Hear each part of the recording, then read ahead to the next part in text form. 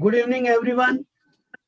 I welcome you all in the 7th International Multidisciplinary Conference on Education, Social Sciences, Applied Sciences, and Technology, 23rd and 24th December 2020, jointly organized by INSPIRA Research Association, IRA Jaipur, and Sanskriti University, Mathura.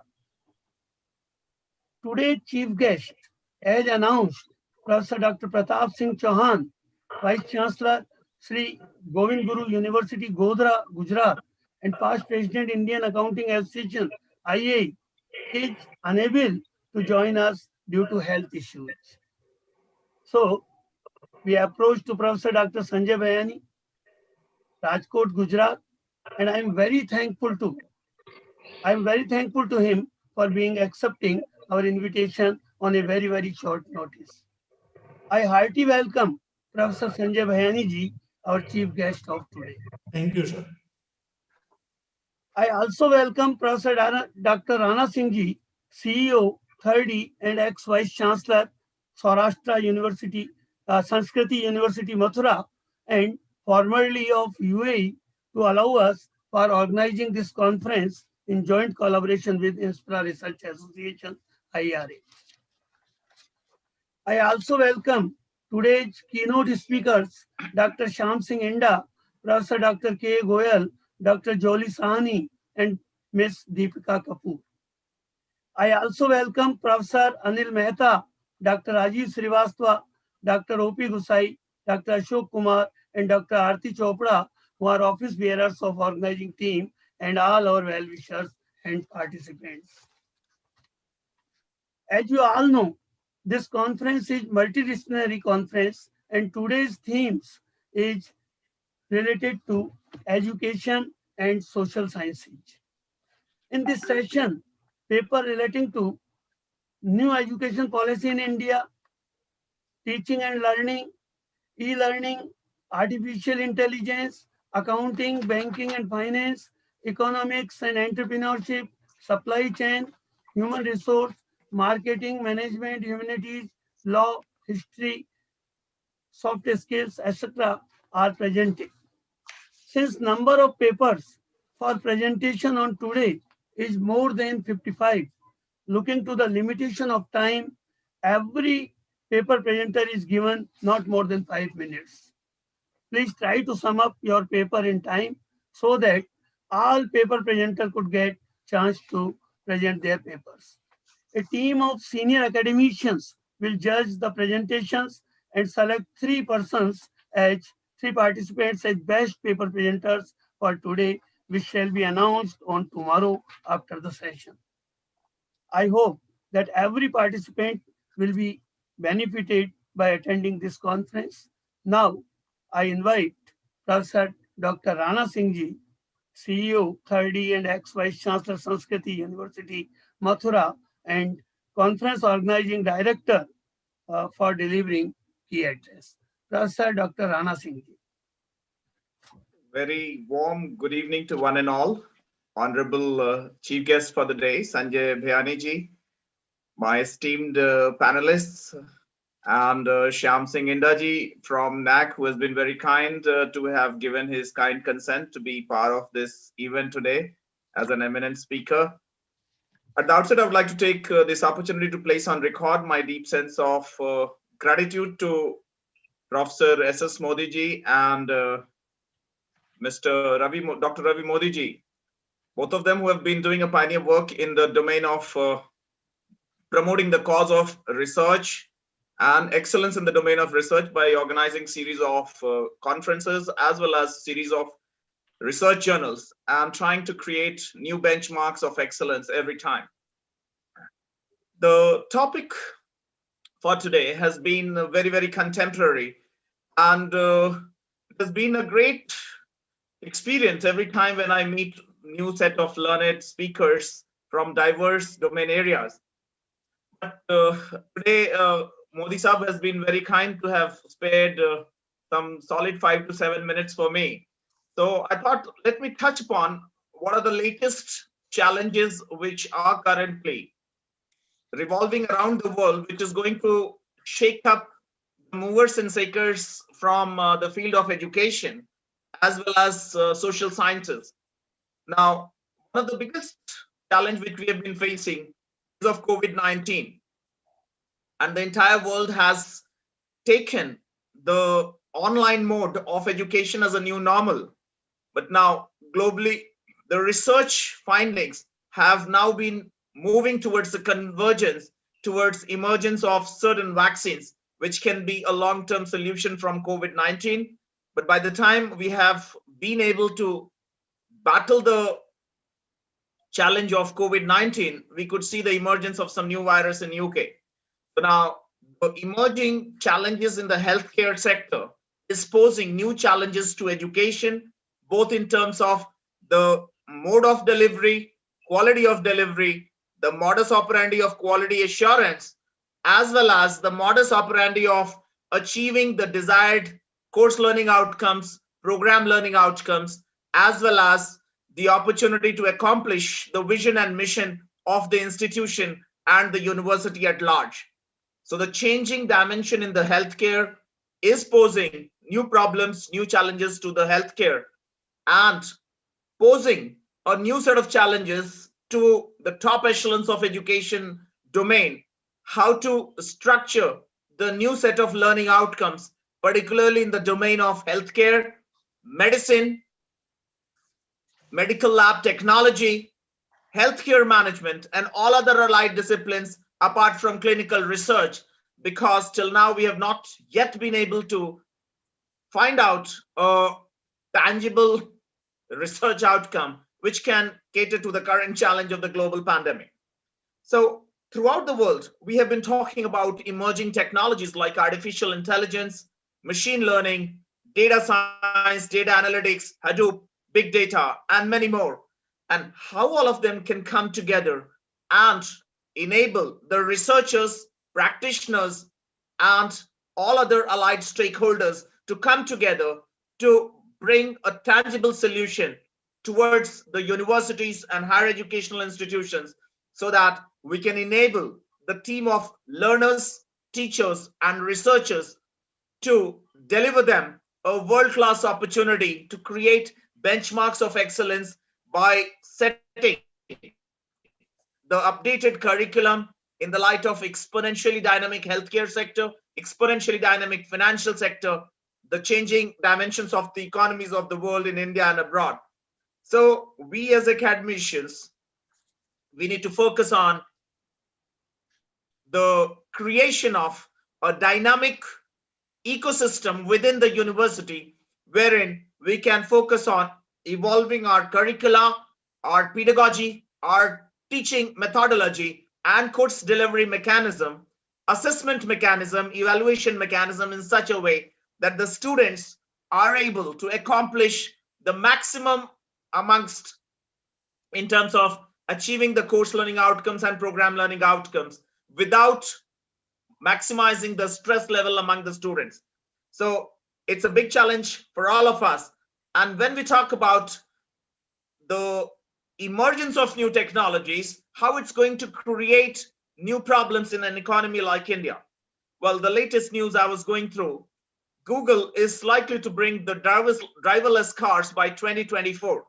In an economy like India, which has more than 1 crore drivers who are surviving on the job of driving different vehicles. So with the emergence of new vehicles, here comes a challenge to the economy to impart new set of knowledge, skills, and competencies to such people who can have an alternate job opportunity in the existing economy, so that they can sustain their own life and life of all their family members. So whenever we are looking at a new technology, what are the opportunities it's going to create, we as academicians are also required to focus on what are the alternative challenges which we have, and how we can work towards enhancing the skills of people who will get impacted.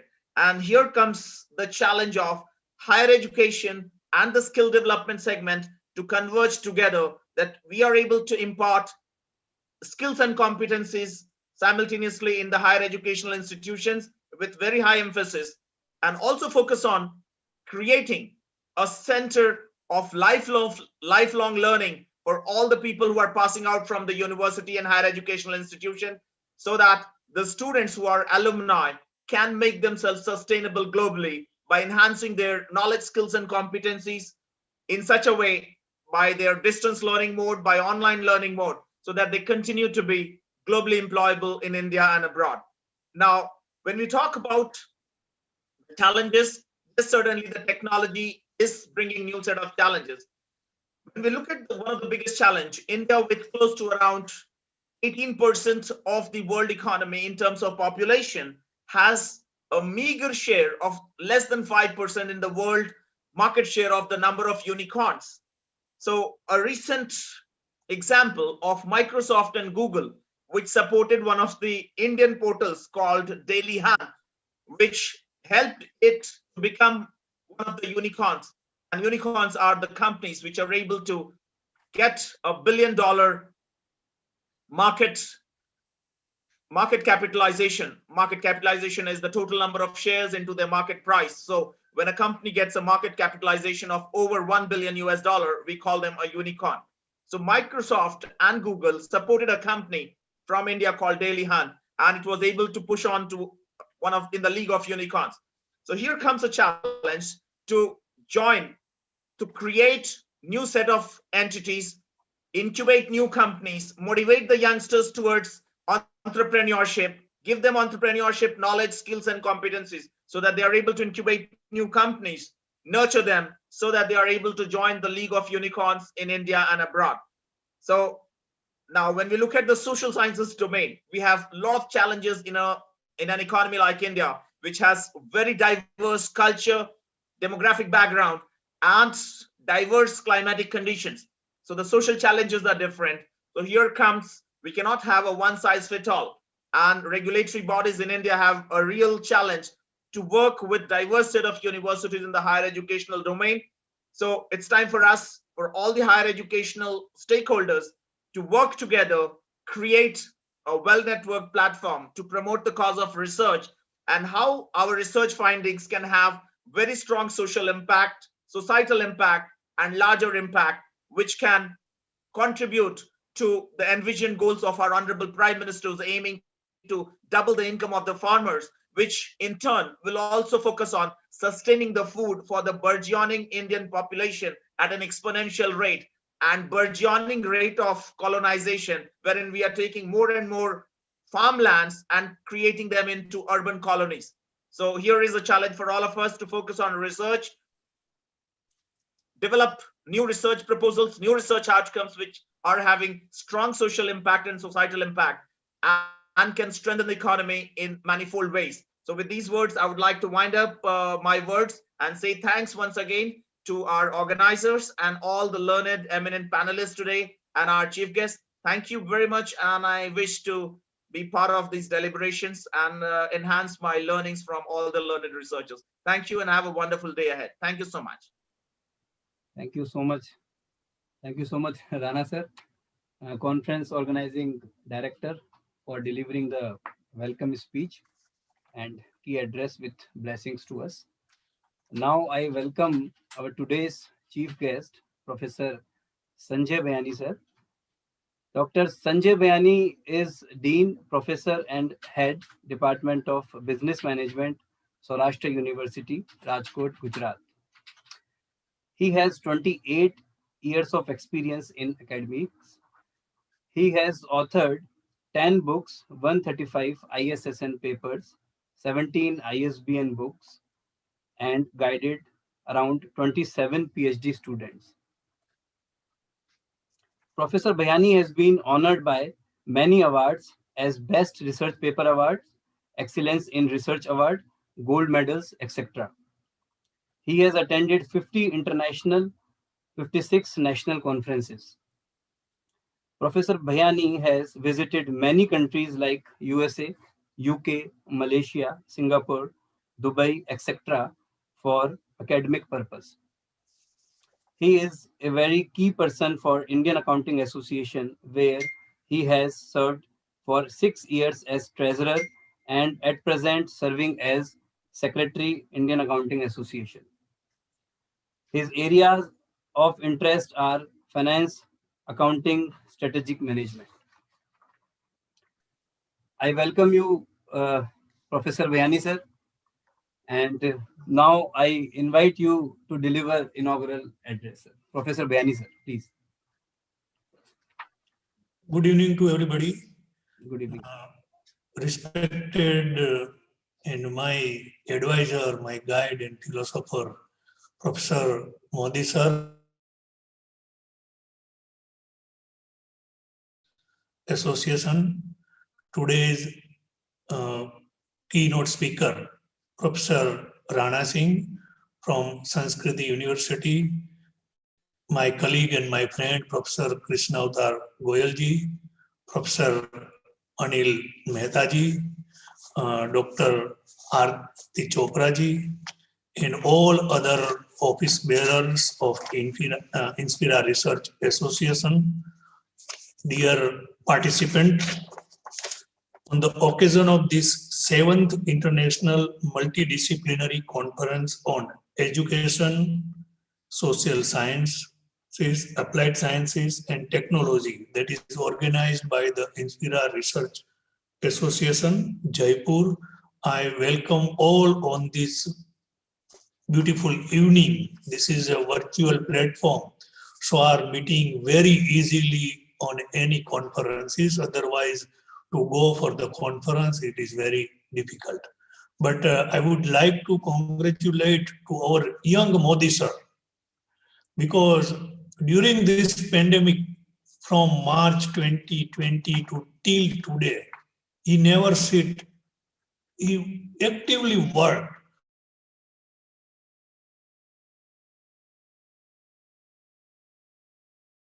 for the education like 70 years. Modi Sahab is looking like 30 years young boy. So I am very happy we are motivating from him at this age for a cause of the society, for the benefit of academic field. He is doing so many academic activity. So I appreciate being, I am like his younger brother, because we are working since long back with the Indian Accounting Association and other activity. So this is a very good effort, and I can say more than 55 paper they have received. That is a very good sign. And our young researcher, they are trying to focus on research and other activity, rightly observed by the Professor Rana Singh in his keynote address. Okay, because India is in the transition phase. And recently our government has announced the new National Education Policy 2020. And government has started to implementation of that part. And during this last 6 months in entire India, several discussion has been already done on this education policy. Now we all are academicians. And now this phase is already started to implementation of national education policy. And we are real implementer. So now when we are thinking about of implementation part of this education policy, so now we have to see, we have to think critically. What are the basic aspect? What is the basic objectives of this policy?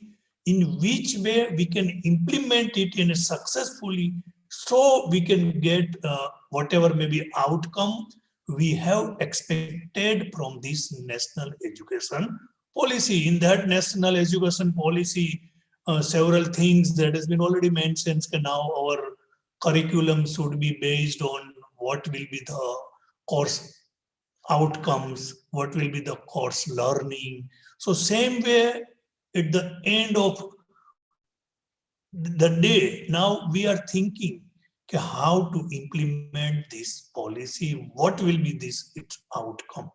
So now we have to start the thinking process on it. And I had been find out the several challenges that has been before us, because implementation parts when start. Now basic theme of this education policy is experiential learning, knowledge-based learning. So now when we are the teacher, we are teaching to our students. And everywhere that we are finding, whatever maybe we are teaching, that is only a theory part. We are providing only information to the students. But when that students, they are graduated, postgraduated, and all other degrees, they are not employable. So this is the basic challenges before us, and new education policy has our curriculum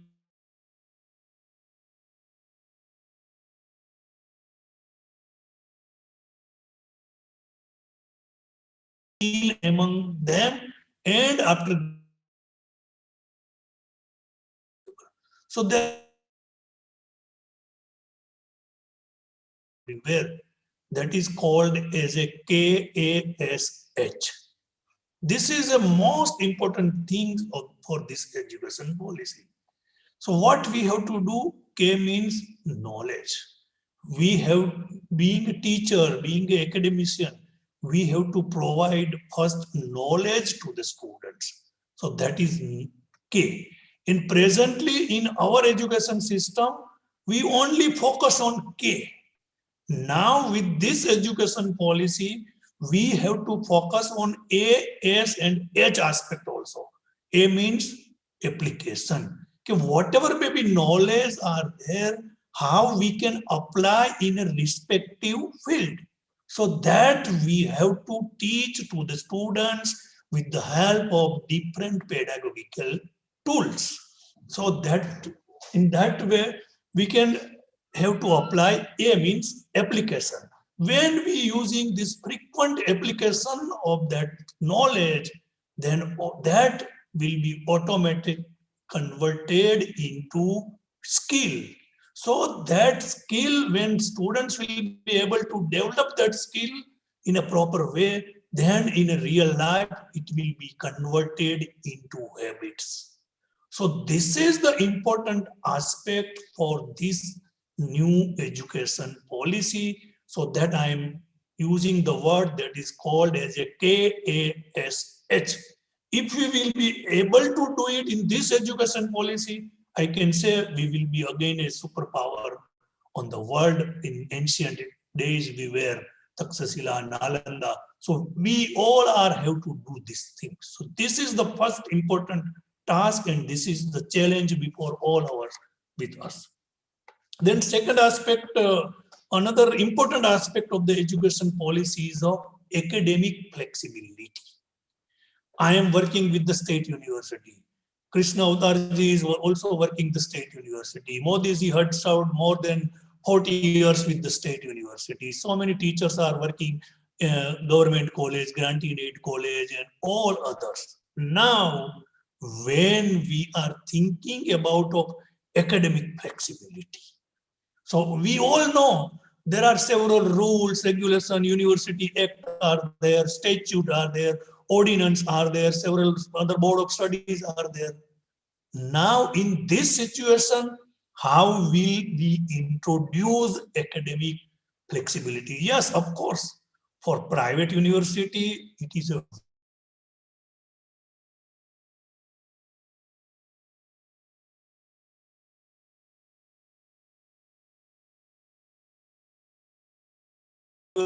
in a different capacity. I had performed all these duties in it, and as a being a board member to the dean and all other positions, being a executive committee member also.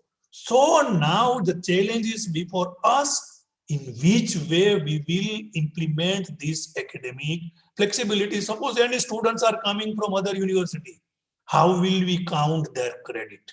Whether we will be in a position to give that credit. This is the basic crux of this our education policy, credit bank.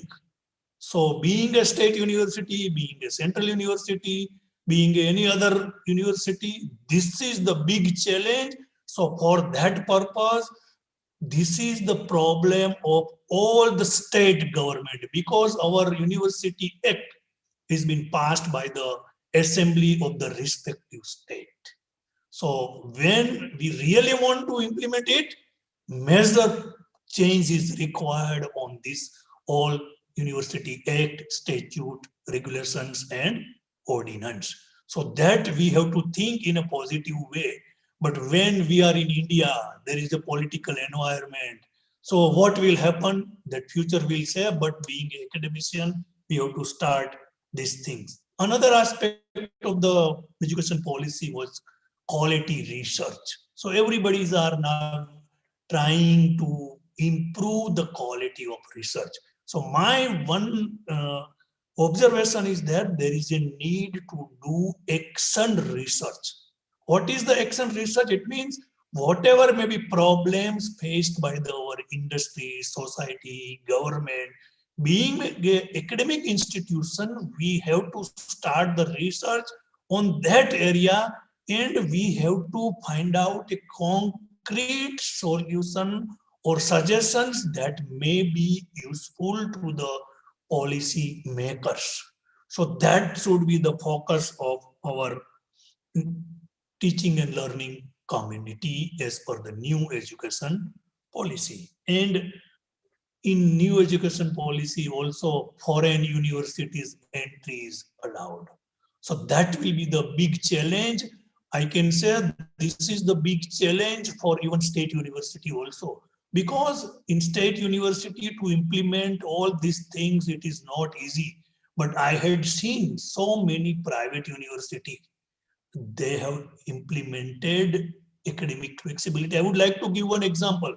There is a one university is in Ahmedabad that is called as Ahmedabad University, whose present vice chancellor is Professor Pankaj Chandra, former director of IIM Bangalore. See the academic flexibility of that university.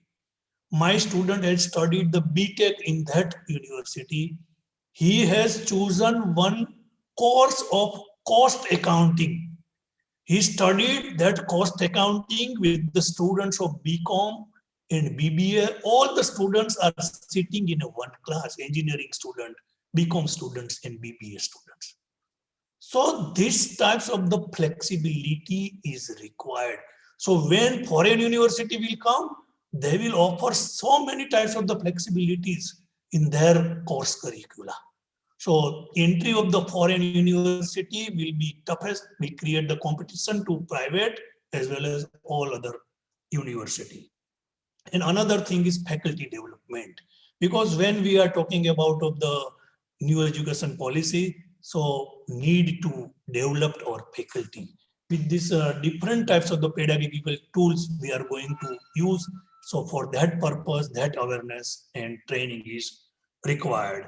Then of course, mindset of the students. Students' attitude should be, we have to motivate to, it will be developed in a way, learning attitude.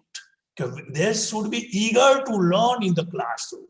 They should be ready to prepare. They should have, we have to develop mindset, hardworking. Then that we can implement all this.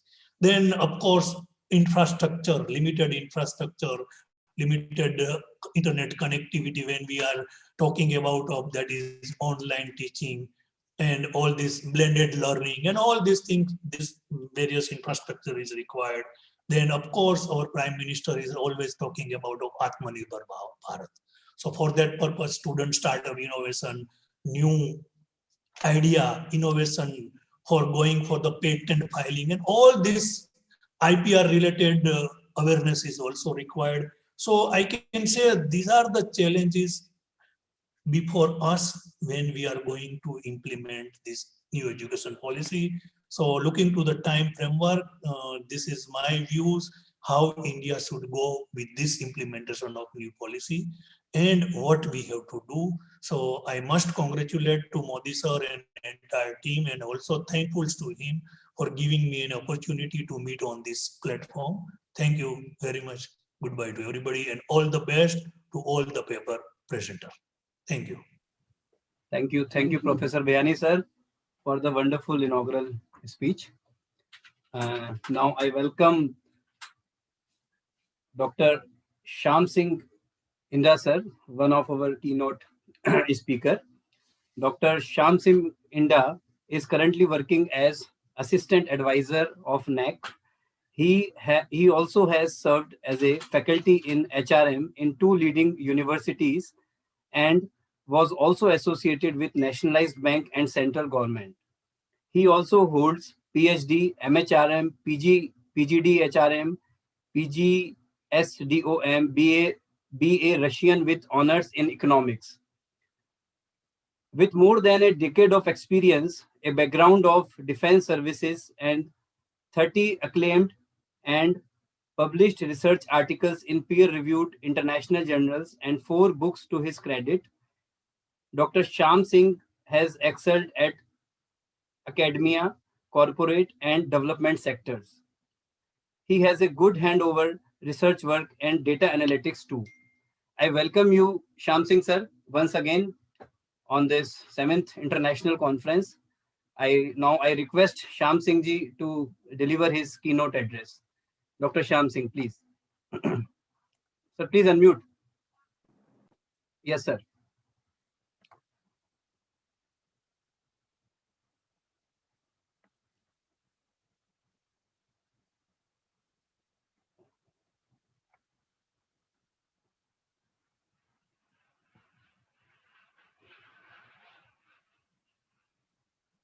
Dr. Shyam Singh. Sir, you are not audible. आवाज नहीं आ रही। Yes, now sir, please unmute. I think there was a technical glitch. I was not able to unmute myself.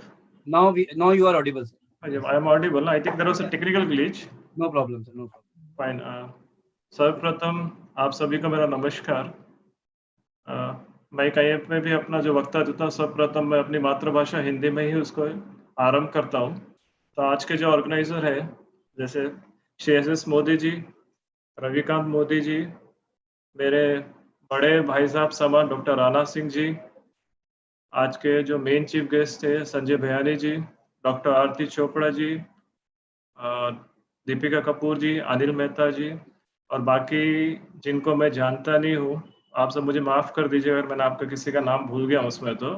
And जो भी आज के प्रतिभागी आप सभी को सर्वप्रथम मेरी ओर से और नाग परिवार की ओर से नमस्कार।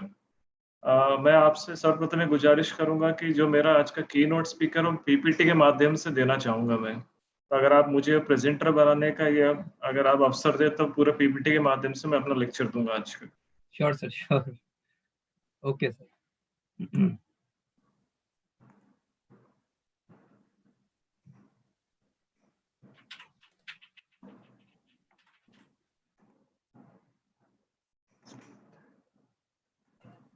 You can share screen, sir.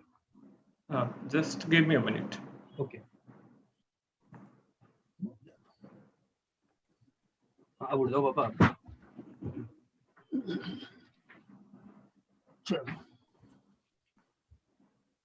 Ravikant जी वो एनेबल नहीं कर रहा मुझे शेयर करने के लिए स्क्रीन को।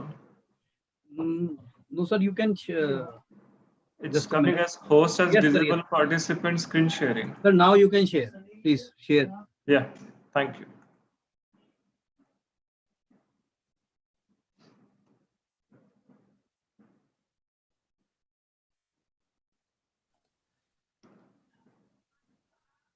Yes, sir. Is the PPT visible to all of you? Yeah, right? yeah, it's visible, sir. Make it a slideshow. Yeah, I'm doing that. Yeah, it's visible, sir. I think it's visible now, right, sir? Is it full screen, sir? Ravikant, yes, sir? Yes, sir. Yes, sir. It's visible, sir. Okay.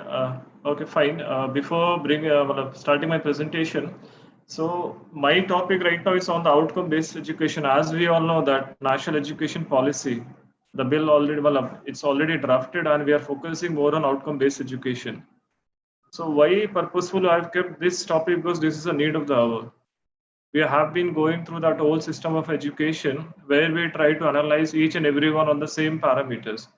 In the same context, I have kept this animated pictures of the animals out here, where if you can see that the concerned person who is sitting on the desk is saying for a fair selection, we have to go through the same process, irrespective of whether we are able to analyze the skills and abilities of each and every individual, which is very unique. So if that is the education system right now, which we are following for the decades. And I'm also very great that the new education policy has given a lot of focus on the outcome-based education. And I'm very hopeful that it will take care of these things also, that we have to analyze each and every person basically on the skills and abilities, which is very unique to every person. So the basic dilemma which comes out is, what is education for? Is it for getting a good job? Is it for getting what is earning a respect, high designation, or it should be a blend of moral values and what you say is the tradition which we have been following since ages? So in the current education system, that is missing. And education, it should be a blend of moral values, education, plus it should lead to employable and it should lead to overall development of the nation. So this is a very big question mark in the current education system.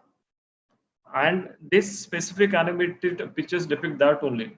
The students that we see out here who are a part of the universities, or they are what is mad about joining big organization. Why that perception is there that if I join a very big organization or big university, it's very simple and straightforward. My parents is spending such a lot of money, so I should get a very good job so that I am able to repay that amount that my father is borrowing on my expenses of the education. But I think mostly in the current scenario, most of them peoples or maybe the students who are graduating, them they are not getting the proper employment also. The package itself is a very big question mark. And because of the free economics, whatever we have in our hand, we envy that other person has something better. And that has led to a lot of competition also. And this enviness has also created a lot of problems because the education system is not taking care of that. We have to be very careful when we are designing our education in such a way that each individual which is unique, everything is taken care of, so that when it comes to the prosperity and the growth of an individual, he or she grows in such a manner that reflects the capabilities, the skills, and the potential key areas where the concerned person can grow. And this is actually the big question mark right now on the education. We want to go or we want to pursue a higher education, but the cost of that higher education is so far in terms of the cost that even the parents, they have a lot of burden. And even if the child wants to have the higher education, there is sort of dual responsibility on the part of the parents to pay the EMI of the expenses of the higher education. And even if the expenses that has to burn on the higher education is very what is this, loadsome on the parents, the child who has to concentrate on education, he or she himself is doing the job and trying to pay this EMI amount. So the time left on concentration of education is very less. So this also would be taken care, I think, in the new national education policy, that is the outcome-based education. Special focus is there. And this is a very hilarious thing I have kept out here. If you see out there, it's very clearly depicted out there that I had this 1 hour executive MBA course program out here. Or we are running after the programs such as diploma, MBA courses.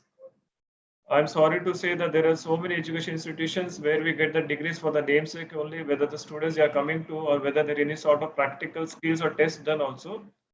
The degrees are being sold like anything in the market. And that has also led to this increased unemployment in the market. And this actually happens in the interview. Even I have got 95 or 96%, but if I don't have the practical knowledge, what happens? This is actually what happens. A practical interview is going on, but the child is very clearly saying that I'm very good at tests rather than going for this practical examination. Because the current education system also, the students, they are more indulged into mugging up the stuffs rather than having this practical knowledge of how to implementing it when actual situation arises. And the most important is the teaching. Whether as a teacher we are looking after whether our class that is student centric or we are going with that old methodology of the teacher centric. So this mindset has to be changed because we have to be student centric when we are presenting or when we are having a lecture in the class. And this is actually happening. We do graduate from very big university. We might graduate from big colleges, from big IM institutions also, or maybe from big schools also. But is this graduating ceremony itself is a very, what you say, huge mark in the life of a student. But after that, all this goes away. All these aspiration dreams go away when he or she find that the unemployment is there in the market. I'm not able to get employment which reflects my degree. This has to be improved. And this is actually happening in the class where we are asking the students that, oh, I have taught you how to whistle. So can I hear when you will be whistling? I said that I have taught him, but actually I don't know how to whistle. This is actually happening with the students. We have taught them, but whether we have analyzed whether they really know what has been taught in the class, whether we have given the equal opportunities, whether we have given the chances to showcase the talent, or whether we have tried to analyze whether the students really have learned what we have taught in the class or not. That itself is a big question mark in the current education system. So whose learning it is? Learning should be always student centric, where the teacher specifically concentrates that whatever he or she wants to teach, it should be on the basis of that the students who are the part of the class, they should be at the center of the teaching rather than teacher being at the center. So we have to use such teaching pedagogy which is relevant to all the students. We should not only focus on the brilliant mind also, we should also focus on the slow learners also. And sometimes the slow learners, we don't know when they become very good learners and they go ahead with the smart learners also. So the teaching pedagogy, it should be student centric rather than teacher centric. And these are the latest skills which are relevant. We have to see that these skills are there currently when we are teaching to the students. Knowledge should be there, but knowledge, it should be a comprehensive knowledge. Half knowledge itself is not enough to give you a good employment. It should be comprehensive. And it should be application of what? Application of the current scenario, the need of the hour, the need of the industry, what sort of skills, capabilities they are looking for. We have to be very analytical in terms when we are choosing a designation, when we are choosing for a employment opportunity, where we are applying for a company, whether skills and our degree are matching to that requisite knowledge or not. Then there should be synergy and evaluation. Evaluation means overall after all this, there is sort of parametric test that is being done, and evaluation will stand out whether you really exist to compete in the market or not. I've kept this example out here, which purposefully I have kept, which shows that current what is going on. For example, I've kept this Cherry. She's been working in a mall for 2 months after her graduation.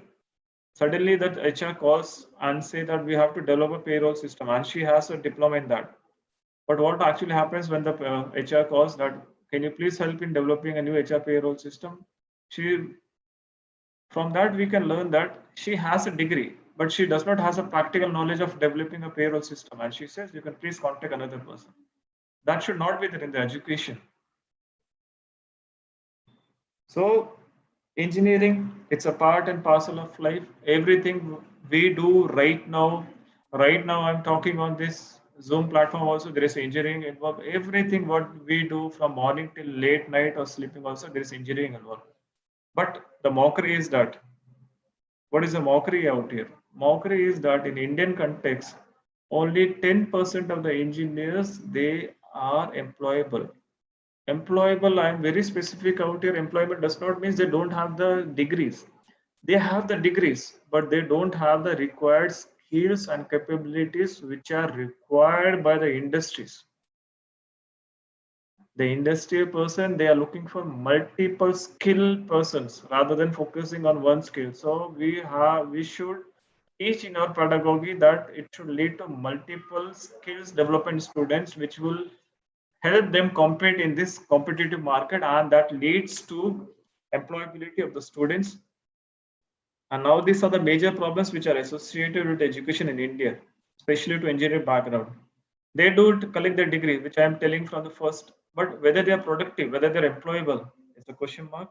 Second important is that the traditional sector of our Indian education system, they have not kept a pace with the industry. What I mean to say is, industries, they have to be competitive. They have to be competitive in terms, they have to compete in the local market, they have to compete in the global market.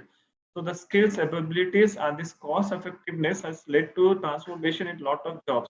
It has led to addition, it has led to deletion. For example, Nokia, which was one of the leader at one time in mobile market, perished in no time because they did not change with the change of time. So we have to change our pedagogy, we have to change our education. And one more important aspect is that when we are changing a pedagogy, it's better we can involve the industrial person in that, so that we can have the feedback from such important stakeholders, so that from time to time we are able to design such an education system or a syllabus which helps our students to get employment in the current competitive market. Third major problem is that first they don't have sufficient understanding of the basic concept. I think it's not the problem of the students alone, it's a problem of the teachers who are teaching. I think it's not alone the problem of the teacher also, it's because of the education syllabus which we are following since long ages. So it's a multiple responsibility of the students, the teachers, the management, the universities to which we are affiliated, or our education system. We can blame anyone, but the solution is that we need a change in terms that it leads to in-depth understanding of the practical plus the combination of traditional. I'm not saying out here we have to go away with our traditional method. Our traditional method of education is very strong, but it should have a combination of the traditional method, the conventional method, and the currently what is the need of the hour also. So it has to be a blend of all these three. And one is important is that role learning or rote learning, which says that any education system, we have to shift our question learners from the unquestioned learners to innovation. And if there is innovation in the job market of students, they are taught how to be innovative. That can be done on the basis of a syllabus. And this innovation will lead to our students, the students who are a part of our education system, to stand out, to compete in the market, to get good employment, to get good package also, and to which ultimately leads to a lot of satisfaction. So what are the issues which I already take? Our education system right now, we are more focused on student intake rather than having quantity.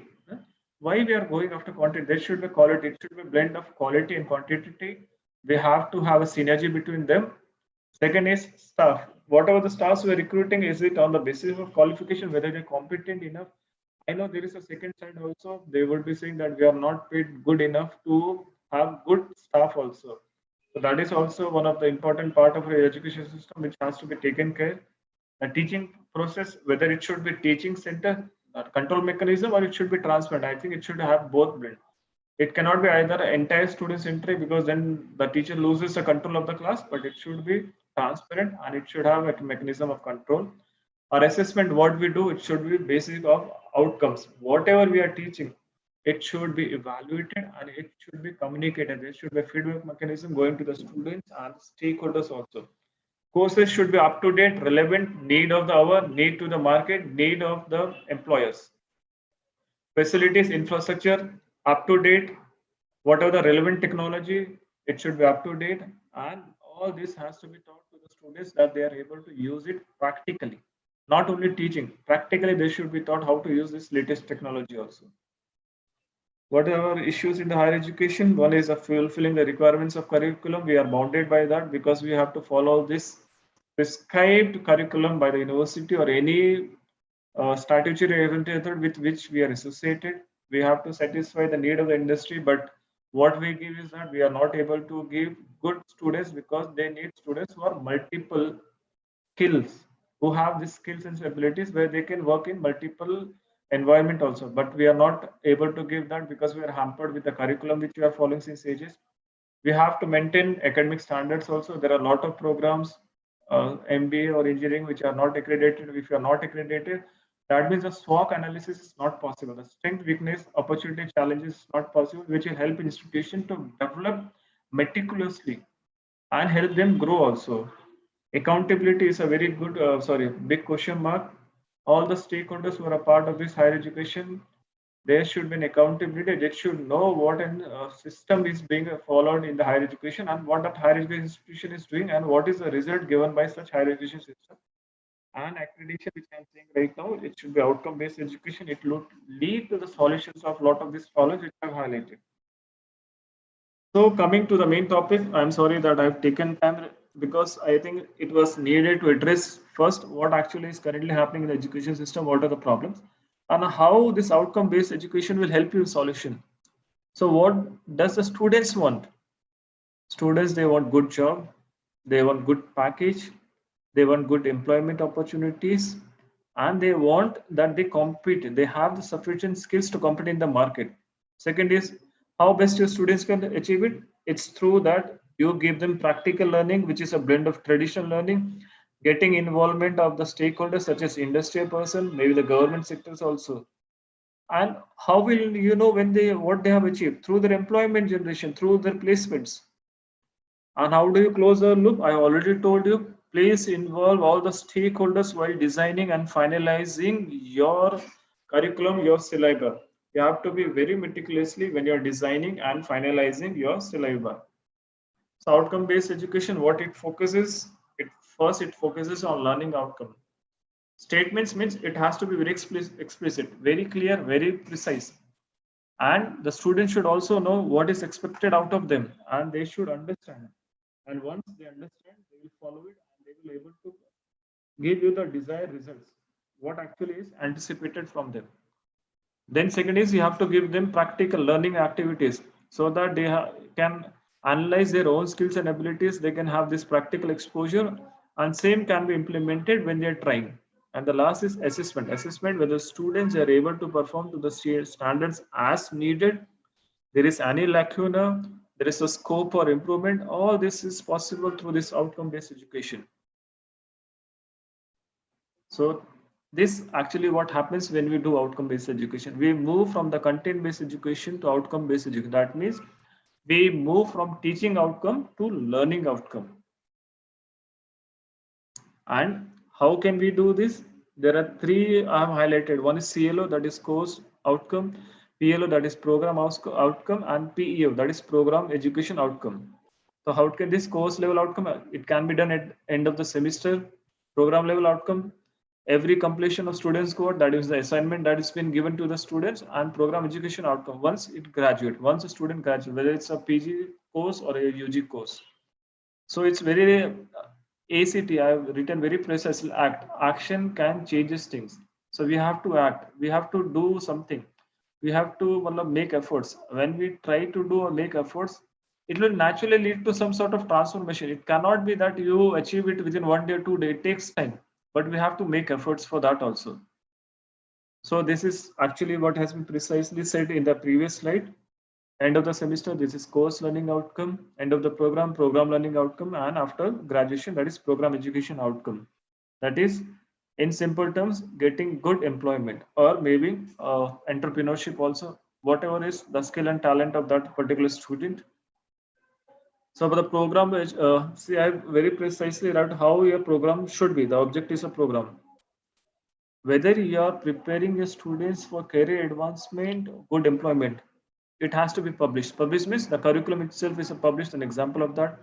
Consistent with the institution vision, whatever the mission and vision of your institution is, it should be evident in the values of the student also, and in terms of the curriculum which is being taught to the students.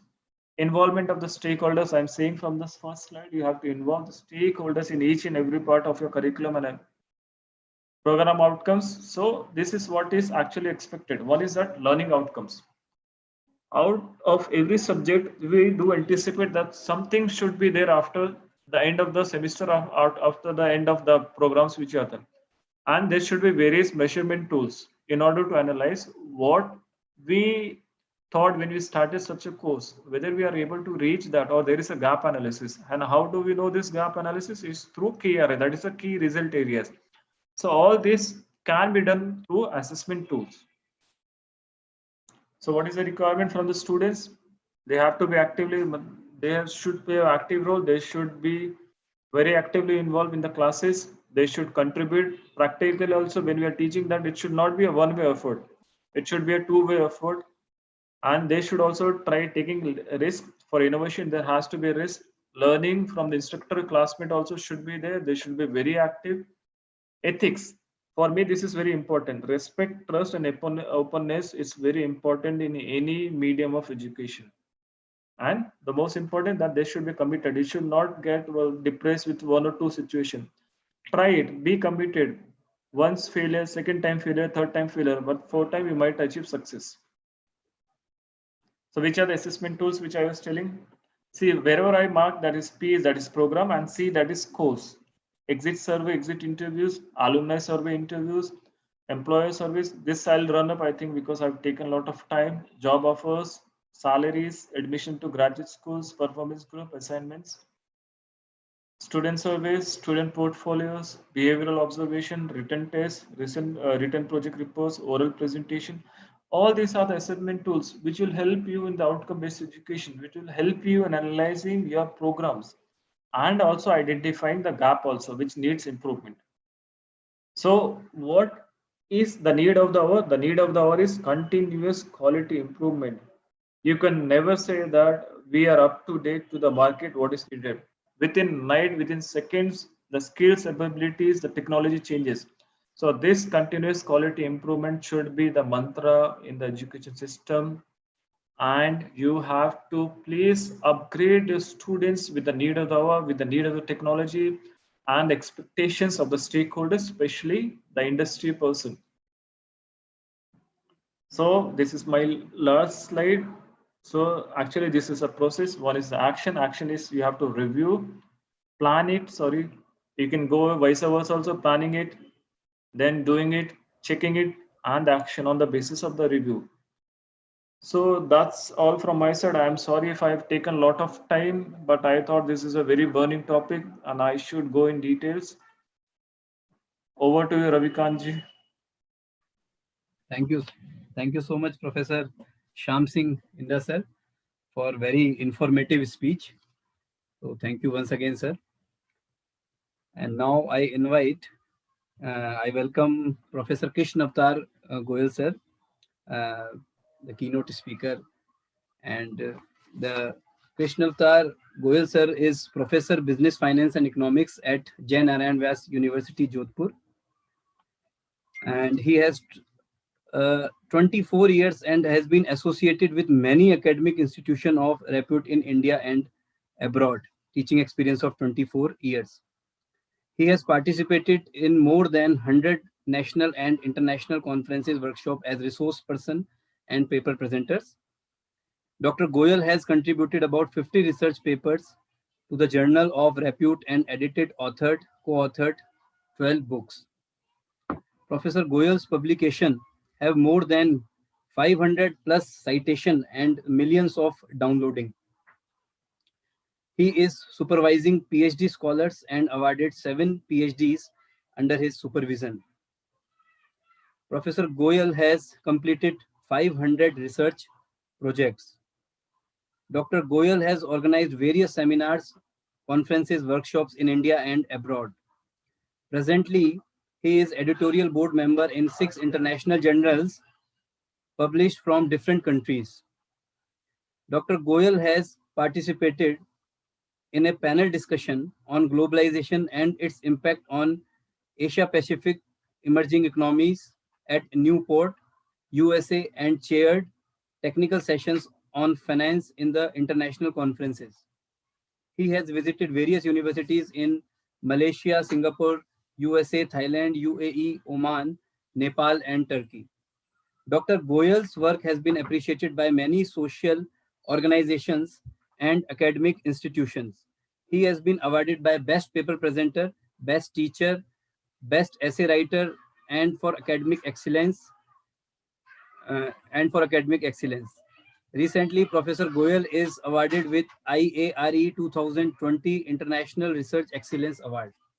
So, I request Professor Goyal sir, Krishnatar Goyal sir, very talented and very eminent Professor Goyal sir, to please deliver his keynote speech. Yes, Professor Goyal sir, please unmute.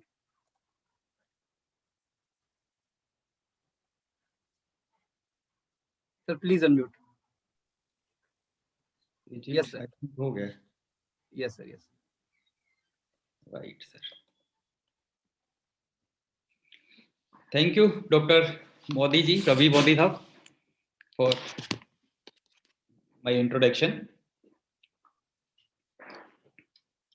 So, chief guest of today's session, Professor Sanjay Bhayani Sahab, General Secretary, Indian Accounting Association, and very active and dynamic Dean, Professor and Head, in Rajkot, Gujarat, Saurashtra University, Gujarat. Professor S.S. Modi Sahab, and of course the we call Junior Modi Sahab, Ravi Modi Sahab, behind this whole academic initiative, the multidisciplinary conference. Professor Rana Singh Ji, Chief Executive Officer and Director of this conference. Professor Anil Mehta Sahab, a management guru. Professor Ashok Agrawal, I see him on the screen here. Professor Ashok Agrawal from Rajasthan University, Jaipur. My friend Dr. Ashok Kumar, Dr. Rajiv Srivastav, Dr. O.P. Gunjai, Professor Dr. R.T. Chopra, and other team members behind organizing this excellent academic event. The speakers of today's session, Dr. Jolie, Dr. Shyam Singh Inda Sahab, and Dr. Deepika Kapoor. It's 6:06 now. Ravi sir, how much time for me? I think we are getting late. I can understand. Am I audible? Yes, sir. Yes, sir. You are audible. कितना time मेरे लिए है? Can I take 15, 10? Sir, I think yes, I can understand. 10 or 10 to 15 minutes. Yes. Because I'll try. because presenters are very keen to present their papers. Of course, yeah, and we are here to listen the presenters here. So I'll wind up this keynote within 10 to 12 minutes here. Okay, sir. The time allotted to me was 20, and you have reduced the time for everyone, even the presenters. So of course, my time should also be. So I will finish this speech in 10 to 12 minutes sharp. And today, just I want to show you the picture of some different, because all two speakers here, keynote speakers, Professor Rana Singh and Professor Inda Sahab, and of course our keynote speaker, Professor Sanjay Bhayani ji, has elaborated the theme on the topic new economic policy and something related to, new education policy and something related to education, what should be, how should be, what is expected, and what are the problems and prospects and many challenges. Is it Professor Rana, during opening session, he elaborated the things which are related to this conference, and many of the key words he has elaborated. I'm picking only one key word from that. He mentioned like technology, he mentioned artificial intelligence. So today I'll restrict myself to the fintech industry. Combination of two things. One is financial and technology. Fintech is nothing, it is combination of financial services are delivered through technology, then it is financial technology. So this is financial technology, what it is, what is the scope in India, how it is growing, what is present scenario, and what will be the future yet. And this is a new area of research also, because many scholars are connected on this platform. So this is a new area for research. This is new area for even teaching, learning, and this is the area for employment and for entrepreneurship also. Because many startups are coming up in this particular field. More than 2,000 startups are already working. So this is the field in which many employment opportunities can be generated and many employers can be generated. Employers, I mean entrepreneurship. So before I come to the concept what this fintech or financial technology is, I would like to put some picture here, some facts before you regarding the fintech industry in India. If you see, India is amongst the fastest growing fintech market in the world. Pure sansar mein, in the whole world, India is the fastest growing. Because this concept came in India in 2015, we can say, and in 15 to 2000, it increased at a faster rate. India ranked the highest globally in the fintech adopting rate with China. As reported by Research and Market, as of March 2020, India alongside China accounted for highest fintech adoption rate, that is 87% out of all emerging market in the world. And on the other hand, if you see, the global rate is 67%, 64% the average rate, and we are having 87% adoption rate. The market also states that the fintech market in India was valued at about 2,000 billion rupees, 1920.16 billion, and expected to be 6,000. So the expected compounded annual growth rate is 22.7% in this particular field. The overall transaction value in Indian fintech market is estimated to jump approximately from 65 billion to 140 billion. So this is the scenario what is going on as far as the Indian fintech industry or fintech market is concerned, financial technology is concerned. And if the growth rate, means the status of fintech market in India, there are 3 countries which are leading, particularly in this market. You can say 4A, China, India, Japan, and you can say USA. So out of these 2 countries, financial services, India is second and China is first. Japan is third. But particularly if you talk about fintech market, India has established itself. India is first, China is second, and Japan is third. So that's why each one on the platform must know about the fintech industry, what it is and how you can start your career, even how you can provide employment, particularly in this field here. So the question may be in the minds of the scholars who are connected with on this platform, may or may not be related to commerce, because this is a multidisciplinary conference and the topic fintech is relevant to each and everyone, whether the person is related to science or he is related to arts or he is related to commerce, because this is a combination of technology as well as finance. So science students, it is important, and commerce students, it is more important. So fintech is, if you want or you say what fintech is, so fintech is contraction of 2 words, financial and technology. Fintech refers to the application of technology in financial industry and covers a wide range of activities.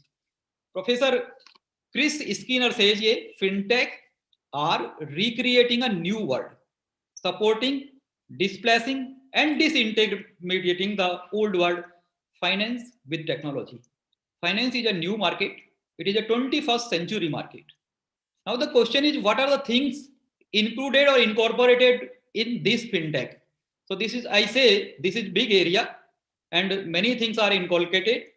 If you put one side the finance areas and another side you see the technologies, if you combine both, this will be the fintech. And fintech area, you can financial services area, it can be a bank, means banking, it can be a payment system, it can be a non-banking financial companies, it can be a security broking, it can be wealth management, it can be of distribution system, whatever the name you call. If you add a technology in delivering these services, this will be the fintech industry, and it is growing at a faster rate. And now you see, is it? Can I share one picture only, because that will only, this will clear the scenario. And with this screen sharing allowed, share.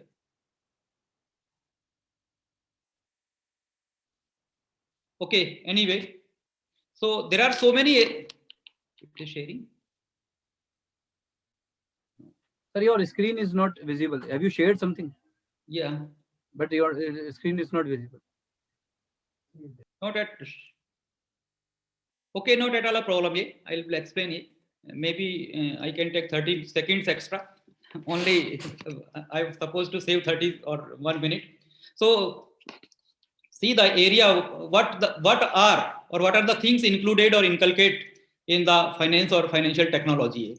So there are many things or many areas which are included. The peer-to-peer lending, crowdfunding, even it includes, you know, the marketplace for loans, online lenders, credit scoring systems, M-wallets. Each and everyone connected on this platform are using fintech technology, maybe through mobile wallets or maybe through some apps of payment. Everyone is using Paytm, you know, there's a Google Pay, and so many tools, apps are there. All researchers, even Modi Saab, the senior Modi Saab is also must be using the fintech in making payments.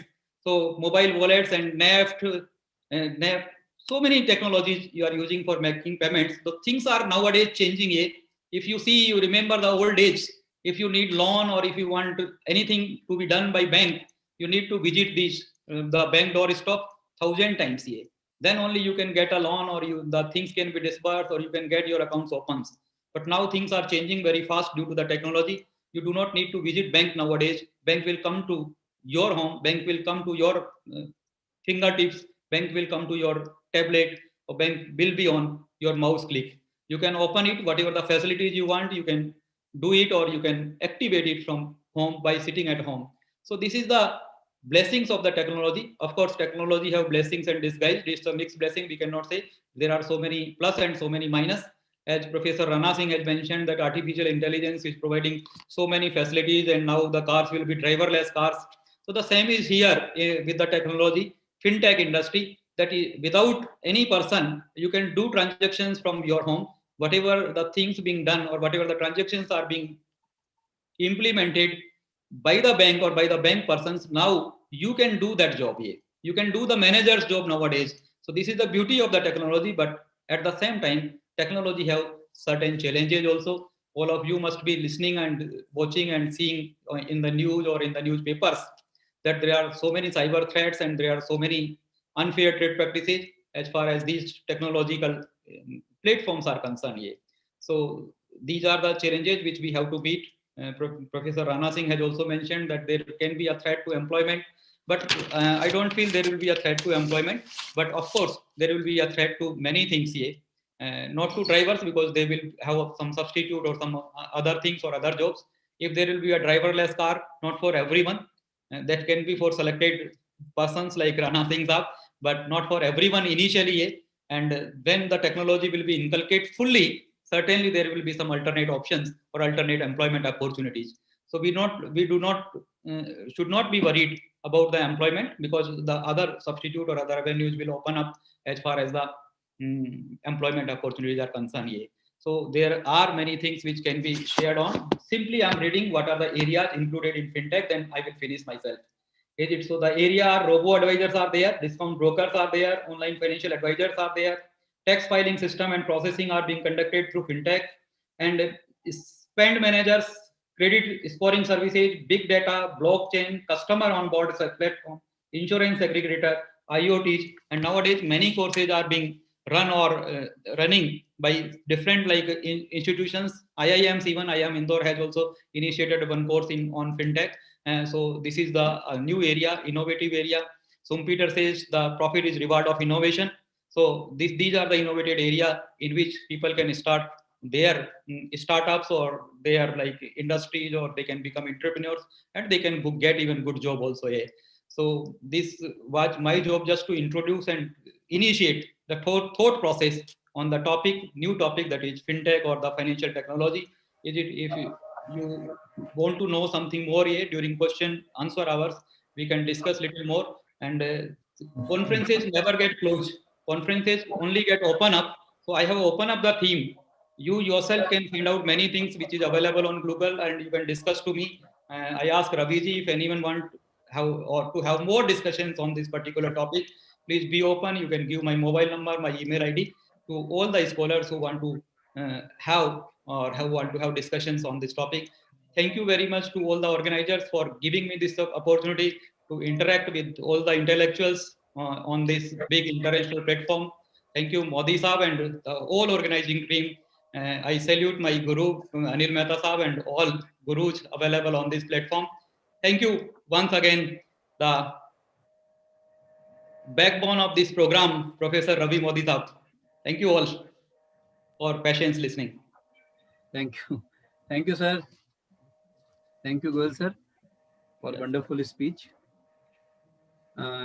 Now I know all the presenters are waiting to present their topics, present their papers.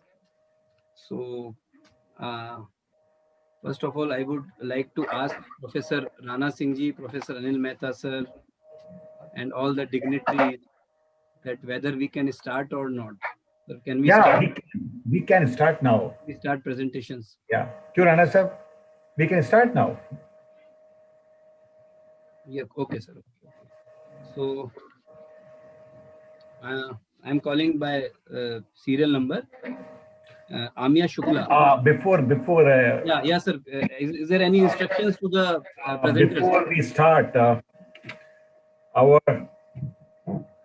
chairperson and keynote speakers, in fact, Professor Rana in his inaugural address and afterwards the keynote speakers have very well introduced the theme of the international conference.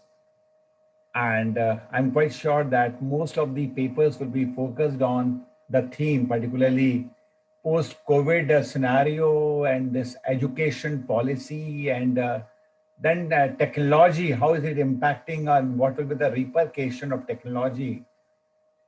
So since we are having a large number of papers, so I request every participant to confine their presentation for maximum 5 to 6 minutes maximum. And what we are expecting here is that just introduce your topic, your key objectives of that paper, your research methodology, and the major findings only. Since the time is very less and we want to wind up the conference within time, so please just confine, be very concise and precise in your presentation, and particularly we are more interested in just knowing from you the objective research methodology and the major findings, that's all, right? So the time available is 5 to 6 minutes for each presenter. So over to Dr. Ravi now. Thank you, sir. Thank you. So first of all, I invite serial number 1, the presenter Amya Shukla, research scholar, Mandsaur Institute of Technology, Mandsaur, Madhya Pradesh. And the topic is importance of ECRM on information technology sector in the country. Yes, Amya ji, please unmute yourself. Yeah, hi. Hello, sir. Good evening, chairperson and distinguished guests. Sir, I would like to share my screen. So, yes, you can share. If you yes, give me the rights. Yeah, okay. So, from where can I share my screen? There is an option of share screen, green color. Okay, perfect. Yes, sir. I got it. Yes. So, good evening, distinguished guest, chairperson, and hope everybody is safe in their homes. So, my topic is ECRM, and the full form is Customer Relationship Management. This is my research topic as well. And since I have 12 years of experience working in information technology sector, I took up the topic of Customer Relationship Management, which is a software which is being used for customer relationship and managing the customer's data within an organization. So, I'll quickly move to my slide 1.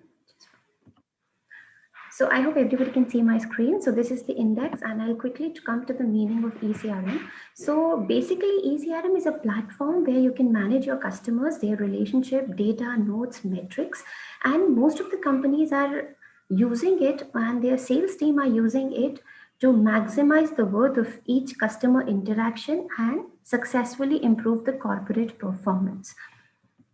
So how it started was that initially in 80s it was just buying and selling between the customers, but then eventually we started understanding that it's just not the buying selling. We should move to relationship with the customer, and the relationship will yield more results. So here are a few benefits which I would like to share, which is increase customer service levels, improve efficiency of sales team, cross-sell products, help staff sales close deals quick, and increase ROI. So it is basically used for customer management, knowledge management, account management, and case management. So customer relationship management is in a way it can identify the effective important customers, and it can help us to retain the customers. As for any business, the customers are the greatest asset. So if you're using an electronic customer management system, you have a proper dashboard in place where you can keep the list of the customers which are productive and potential customers which can give you business, and you have several filters where you can always follow up them, and this yields good results to the companies. So for me, I have done the implementation defining customer relationships. I have developed a plan and is specialized in how a company can focus more on customers and relationship than their own business. Because if we understand customer and their needs, we will definitely have a good business. And that's it. Thank you.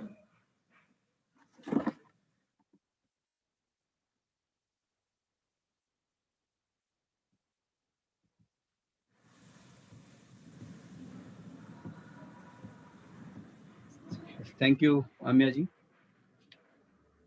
Thank you, sir. Thanks a lot. Thank you so much. Sir, can I call next presenter? Rana sir? Yeah. The next presenter is Dr. Sangeeta Kakkar, Associate Professor, Dayal Singh College, New Delhi, India. And the topic is Impact of COVID-19 on Consumer Behavior in India, Focus on E-commerce. Yes, Sangeeta ji, please unmute yourself. Yes, Sangeeta. Am I audible? Am Yeah, I audible? you are. Yes, sir. Yes, ma'am. Yes, ma'am. Yeah. Thank you. Good evening, everyone.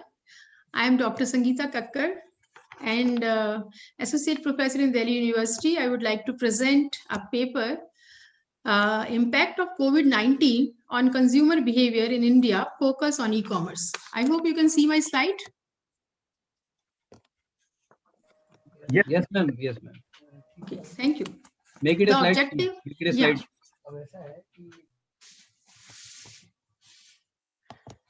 slide. The objective of the slide, the objective of my paper is to analyze the impact of COVID-19 on consumer behavior, how consumer habits changed due to lockdown and social distancing, and how the trade innovations are being done to match the consumer behavior.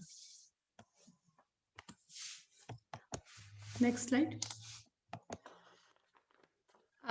Indian retail market is worth rupees 60 lakh crores. Pre-COVID, the share of e-commerce was just 3.5%, which took major online players like Flipkart, Amazon, etc.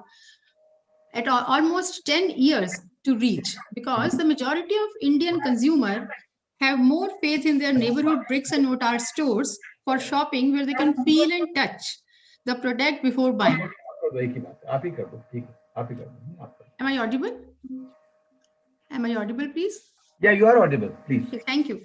Majority of B2C e-commerce retailers draw consumers' attention by offering bargains and discounts like free home delivery, buy one get one free, free return policies, etc. Consumer also had perceptions of risk toward quality of product and online payments.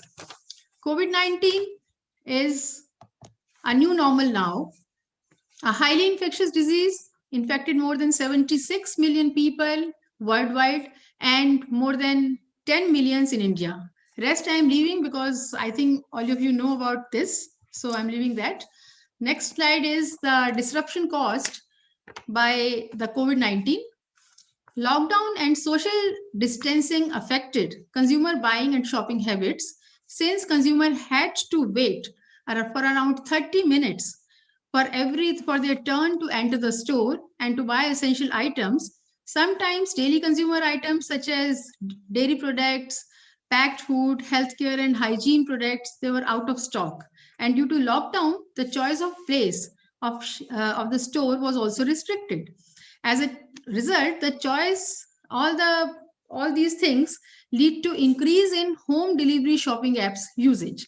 Consumers are also improvising, and out of necessity, they found new ways to consume and learn new habits, like online education through Zoom, telehealth care, Zoom meetings, Zoom weddings, and even Zoom funerals. Sorry to say that. Technological advancement like Paytm by UPI, other innovations like Uber pick and drop services also emerged as a new habit in the today's consumers' routine. Working from home have made them blend their work with the personal leisure. In the initial phase of COVID, consumers were hoarding large quantity of consumer goods like egg, bread, powder milk, hand sanitizers, medicines, etc. out of panic. As market and malls were closed, e-commerce retailers like Grofers, Big Basket, they struggled hard to maintain the supply chain. Long queues waiting at the store added up the problem. And so there was no option to the customer than going to online shopping. Apart from regular buyers, a new segment of buyer have also started, that is FTU, that means the first time e-commerce users. They have also emerged in the scale. Next slide. My next slide is the immediate effect of COVID. That is, people started adopting the new normal. I am skipping this slide because of the shortage of time. So let me go to the next slide, which is more important. It is the online users before and after COVID-19.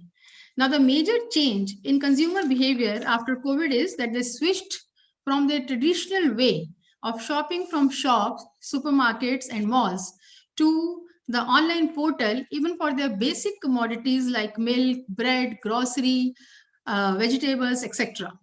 E-commerce market penetration took a big turn due to safety and convenience need of the consumers.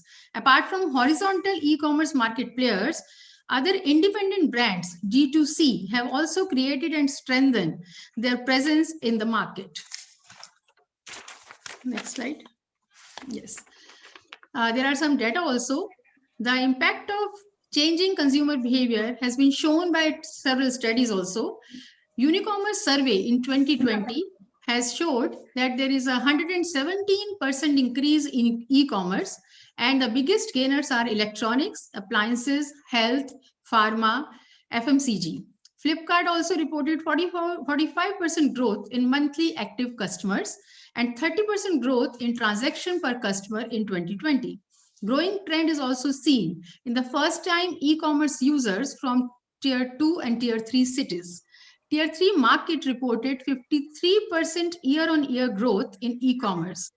The e-commerce industry in India is also projected to grow at compound yearly growth rate of 30%, and e-retail market is primed to reach 300 to 350 million shoppers over next 5 years. Now, not only... Angita ji, now please conclude it. Yeah. This is very important slide, sir. So please let me complete this. Not only consumers' behavior changed, but the seller also improvised to match the consumption and demand behavior of the consumers. So there were e-commerce players also scaled up hyper-local deliveries. Restaurants turned into cloud kitchens. New D2C brands also emerged, and fintech services has also been empowered. And along with that, the online remittance also increased. Government has also played a very vital role in digitalization of India. Telecom companies also expanded and provide the affordable and quality broadband connection to the rural area so that they can also grow. And last, I conclude by saying that the events like COVID disrupt the way the world works, consumes, and individual preferences. Such events also lead to acceleration of certain businesses like Zoom, Apple, Amazon, etc., while negatively affecting several others who do not adapt quickly, like airlines, hospitality, apparel, real estate, etc., because the consumer changes their consumption behavior and adapt to the new normal. Thank you. Thanks a lot. My research methodology, if you want, I can share. Enough. Thank you. Thanks a lot. Just a question that how this COVID-19 is going to affect now after this in 2021 to the small retailers. I think the small retailers, I've told you, the hyper local market has been emerging. So the small retailers are also becoming more efficient now. They know the need of the time. In order to be in the market, they have to be more efficient. And you know, nowadays, like Home Genie, like Swiggy, they have started new services, and within 30 minutes of time period, they are supplying us the products. Even if I call them, within 30 minutes, the product is available. It is making them, it is making them more efficient. You can say it is a blessing in disguise. Yeah, ultimately consumers will be getting benefit. Thank you. Consumers are getting benefit. Thank you, sir. Thanks a lot. Next paper, please. Ravi ji. Thank you, ma'am. Thank you. Yeah, the next presenter is Dr. Rupa Mukherjee. Dr. Rupa Mukherjee, he is Assistant Professor in Economics, Kabi Sukanta Mahavidyalaya, the University of Burdwan, West Bengal. And the topic of presentation is participation of smallholder farmers in rural non-farm sector, a study in selected villages of West Bengal. Serial number 3, Dr. Rupa Mukherjee. Rupam ji is quite active. I've seen his presentations earlier also. Yeah. Yes, Rupamji, please. Yeah, you can start.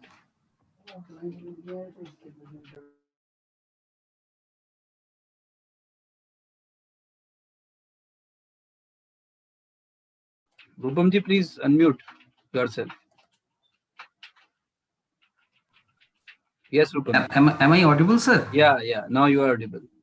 Okay, sir. Just a minute.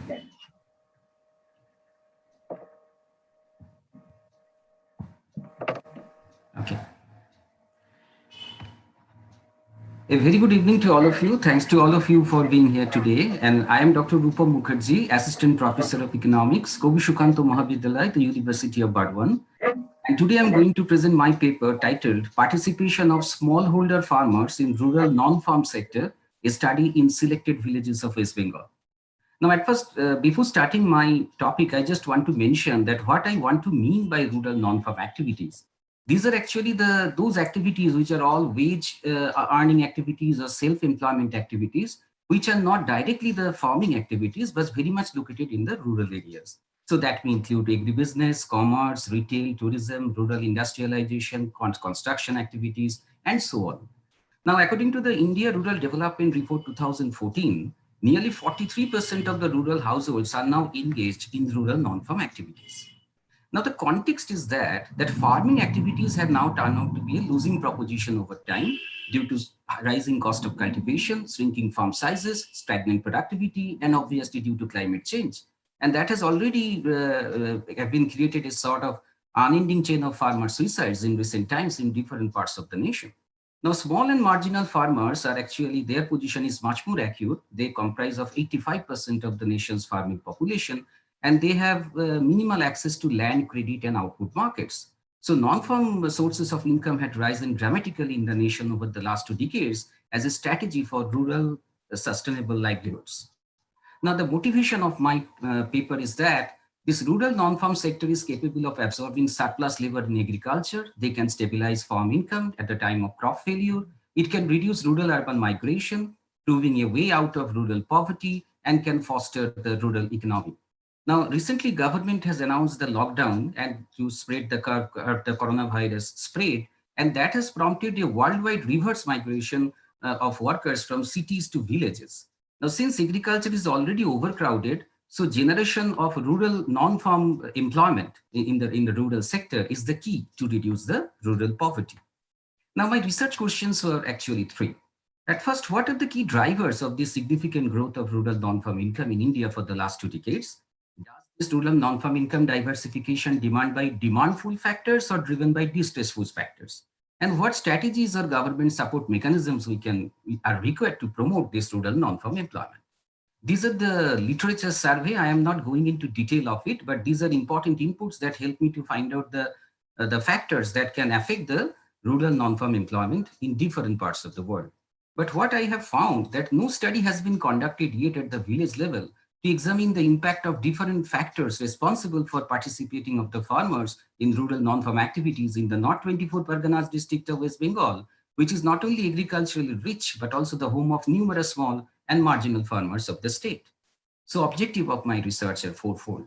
First, to understand the nature and types of rural non-farm activity in the area of study. Second, to investigate how different demographic and socio-economic factors influence the participation of farmer households in rural non-farm activities. To identify the importance of different pull and push factors responsible for involvement in RMF activities, and obviously suggest some policies to promote growth of rural non-farm employment. For this, sir, I have made a survey at the Amdanga block, and there are 4 villages, Arkhali, Barberia, Bodai, and Daryapur village. The time of my study was November 2019 to January 2020. Data were collected in terms of a pre-tested structured questionnaire designed for the purpose. My sampling design was multi-stage stratified random sampling. I have built the sample size in terms of Yeoman method, and the number of respondents is 324. As I told you, my sampling design is multi-stage and random.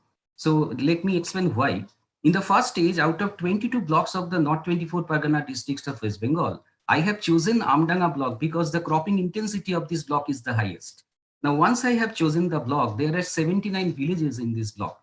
So out of these 79 villages, I have chosen the 4 villages on the basis of the fact that they are the maximum number of cultivating households. Once I have chosen the villages, then I have went to the state agricultural offices to have the exhaustive list of farmer households. And therefrom, I have selected 324 farmers randomly in terms of lottery method.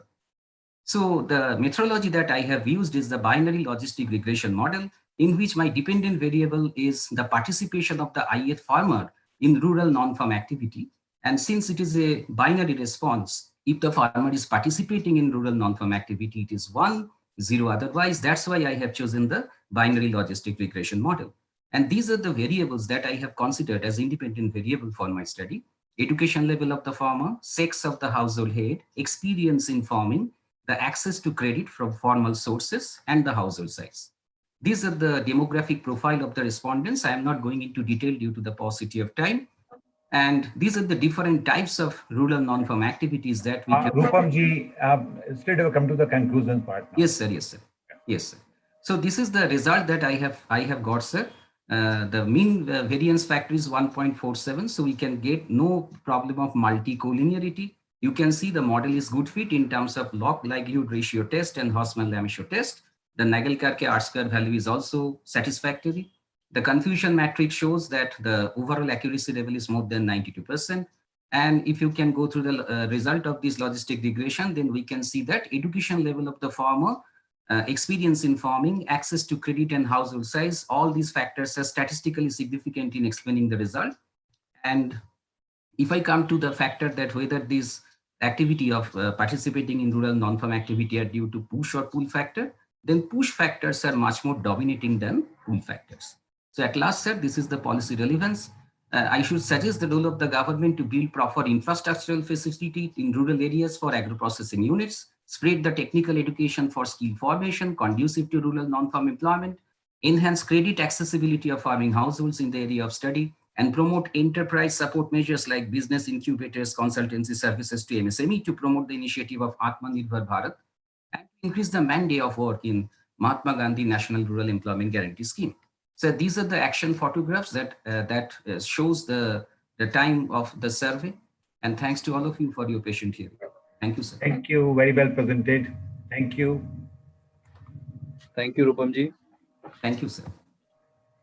Now the next presenter is serial number 4, Neha Sharma. He is research scholar, Department of Commerce, Bhagwant University, Ajmer. Neha Sharma, are you there? Yeah, Neha Sharma. Please start your video also.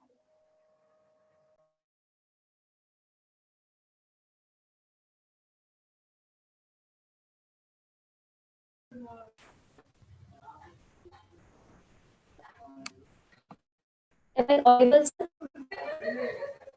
Yes, you are audible, but so many voices are coming from your side.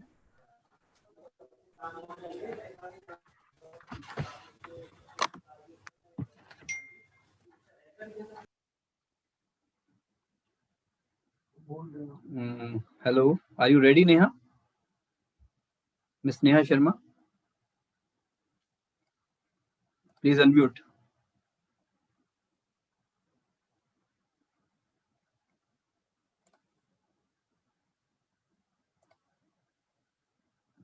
Yeah, Miss Neha Sharma, are you there?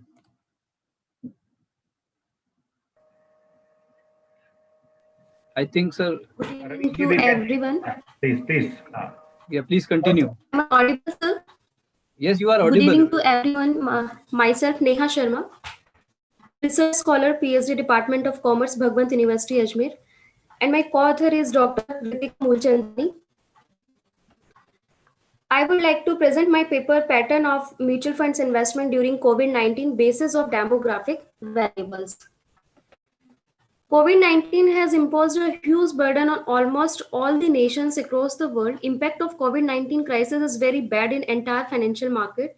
After the Great Depression of 1930s in the world, this pandemic come and entire financial market is crashed. Indian mutual fund industry is also hampered badly in regards, and Indian government continuously trying to overcome this crisis. Due to the COVID-19 pandemic, investors should withdraw their savings from mid and small cap mutual funds and also shift their tax saving options from mutual funds to FDs, NPS, LIC, and PPF, etc. Lack of awareness and financial education. Just a Not minute. many people. Neha ji, just Yes, sir. presentation to your objective, research methodology, and major findings. That's all. It's a long presentation. Yes, sir. Yes, sir. Come to the Yes, sir. research methodology straight away. The objective of this present study to examine the pattern of mutual funds investment during COVID-19 with reference to demographic variables. My research methodology is to present the research paper is based on primary data, which is descriptive and analytical in nature. The data for this research paper has been collected through various websites of AMFI, SEBI, Money Control, Value Research, and various articles of newspaper as well. For analyzing the primary data of 50 respondents, independent t-test and ANOVA has been used for the present study analysis.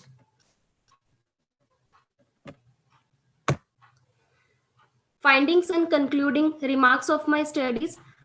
It can be concluded that gender, age, place of residence, educational qualification, and monthly income definitely having a significant impact on investment pattern of mutual funds industry during COVID-19. In other words, it can be said that Indian mutual funds industry is greatly affected by the demographic variables such as gender, age, place of residence, education, qualification, and monthly income of investors during COVID-19 pandemic. On the other hand, the nature of occupation of respondent doesn't matter with regard to impact on investment pattern for mutual funds industry during COVID-19 pandemic. Thank you.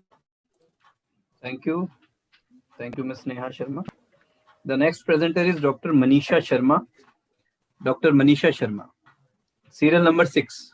Sir, please, Anil sir, serial number 6. Aarti ma'am, serial number 6, Dr. Manisha Sharma.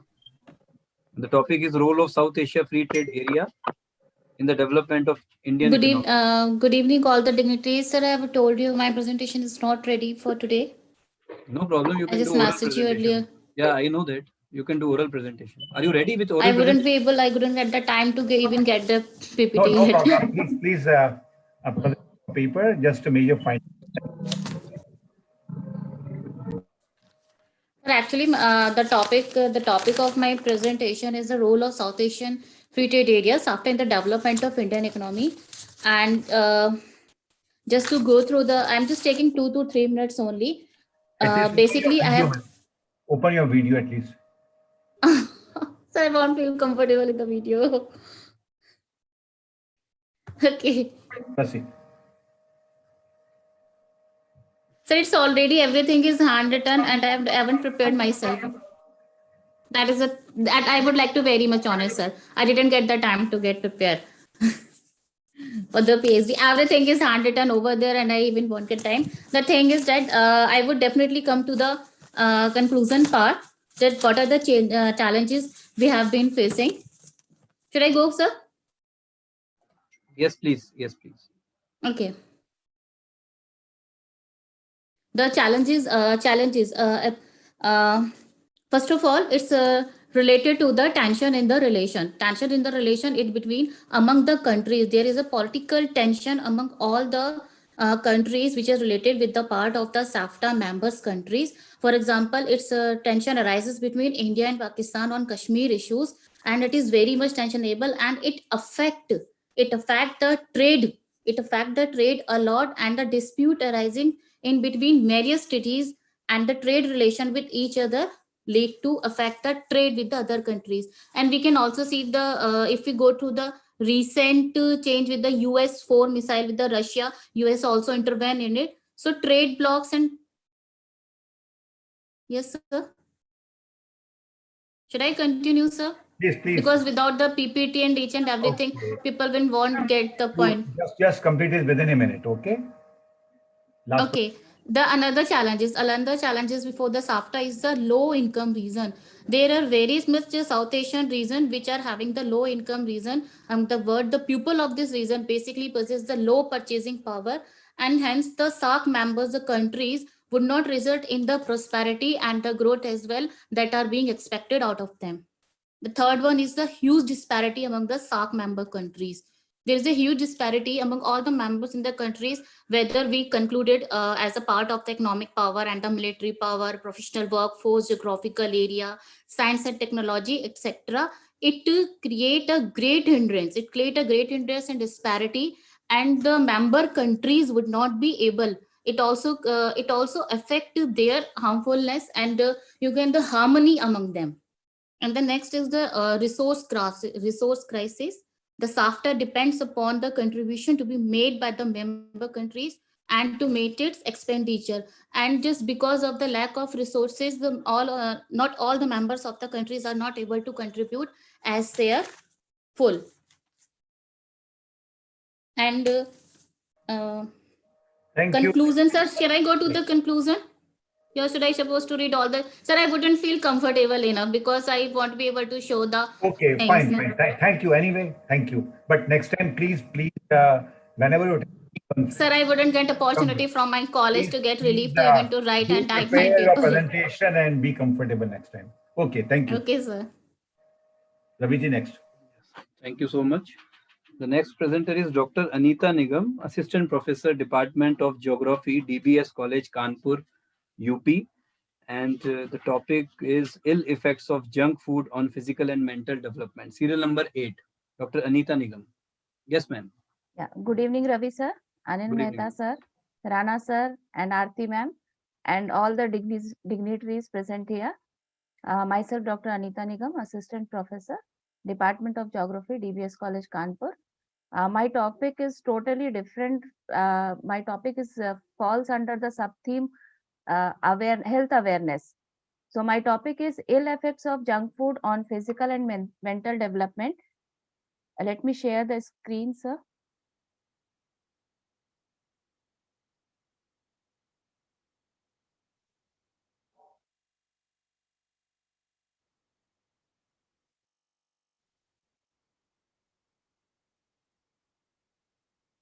So it's visible. It is visible. Come to the objective research methodology and the findings. Yes, sir. As we all know that today's children are tomorrow's future, and this statement has a special significance for India because more teenagers are there in our country. My objective of the paper is to discuss the problems caused by the junk food and to present the factual information to show the seriousness situation, drawing attention to the problems arising from junk food and to bring awareness against junk food. I think I don't want to say that what is junk food already. All of you know that what is junk food. I'm going to state away ill effects of junk food. It increased obesity. It loss of memory and learning problems arises due to this. Depression and worsen appetite and digestion and inadequate growth of development. So various studies have been done from time to time. Here some of the charts and tables through which I have shown how it is junk food is harmful. So some general things like potato chips, Indian snacks and noodles and carbohydrate drinks, burgers, pizza, french fries and fried chickens. Fat content present in this is more harmful for the health as shown here in the diagram through flowchart. And salt content is also content is also present in this junk food, which is very harmful. And according to World WHO, also consumption of trans fat and salt, according to WHO and according to National Institute of Nutrition, it is necessary for a person to consume only 6 grams a day. But according to World Health Organization, it is 5 grams a day. But a normal noodle packets, it contains 80 grams. So when we consume a noodle packet and digest it, more than about 70% of that salt has entered our body, which is very harmful. So next is salt content in various junk food is shown here, and trans fat content is also shown here. So now directly come to the conclusion that today's emphasis is of junk food is everywhere, not seeing the time. It has taken that everything has changed. Our lifestyle, our beliefs, our working style, and our kitchen has also been changed with the society, with society. And the food style has also changed. When we visit to someone, relatives or friends welcomed by the junk food, and therefore, in order to dissuade the society from this trap of junk food to aware, we have to make efforts on this wide scale, and one has to be aware, and one has to then only our society can get out of this trap of junk food. So all those who are present here, I request all of them to be aware of this junk food and don't consume it. Thank you, sir. Thank you. Quite interesting topic. Thank you. Thank you, Anil Mehta, sir. Thank you, ma'am. Thank you, Ravi, sir. Thank you, ma'am. Okay, the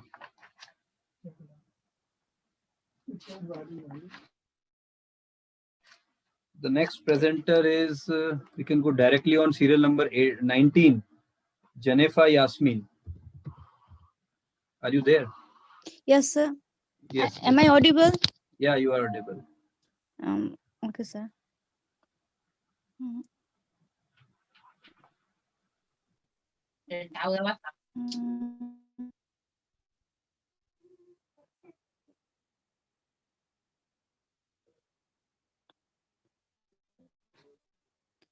Hope you can see my slides.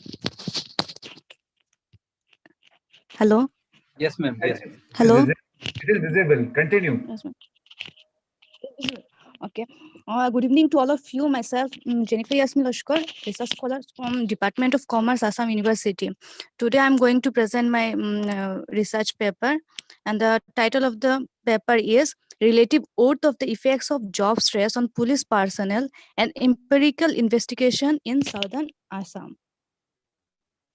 And first of all, I'm going to discuss about the need of the study.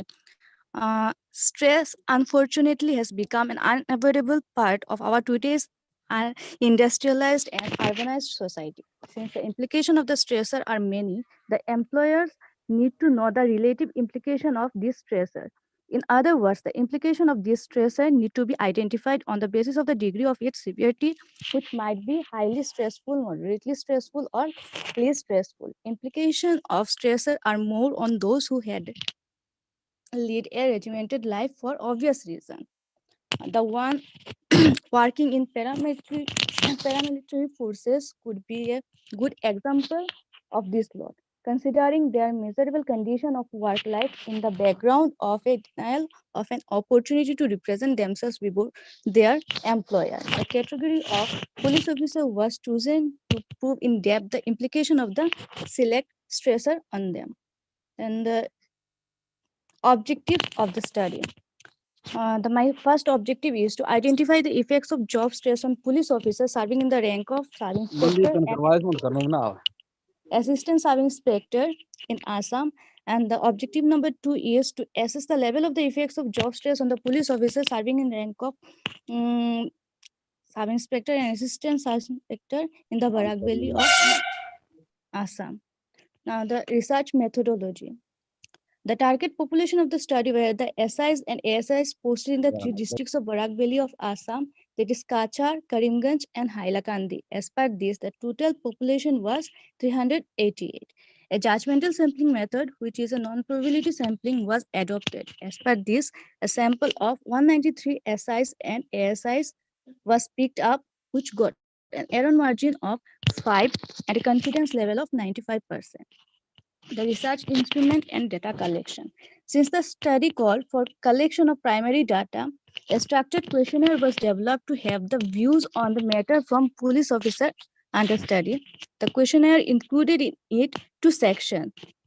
Section 1 included the questions relating to personal information, and section 2 included such question which elicit the perception of the employees, that is police officers, over the degree of influence of the effects of job stress on police officers in Southern Assam. And data analysis. The overall demographic data of the sample has been represented after careful tabulation from the questionnaire. The data analysis was done meticulously in IBM SPSS Statistics 23. Now, please come to the findings. The findings of objective number 1. To attain the first objective, objective of the study, a thorough review of the concerned literature was carried on. This exercise of reviewing the literature initially helped in identifying 56 different types of effects of stress. This list was put to literature test, especially a consultation with dictionary to ensure that the duplication of the consequences does not take place in the form of synonyms. Finally, 33 such sequels emerged which were considered relevant and worthy for inclusion in the study. These 33 were grouped under 3 categories based on psychological, physiological, and behavioral effects. Findings of objective number 2, the relative worth of the factor. The rank of the factors considering all the responses in totality, the result is the respondents rank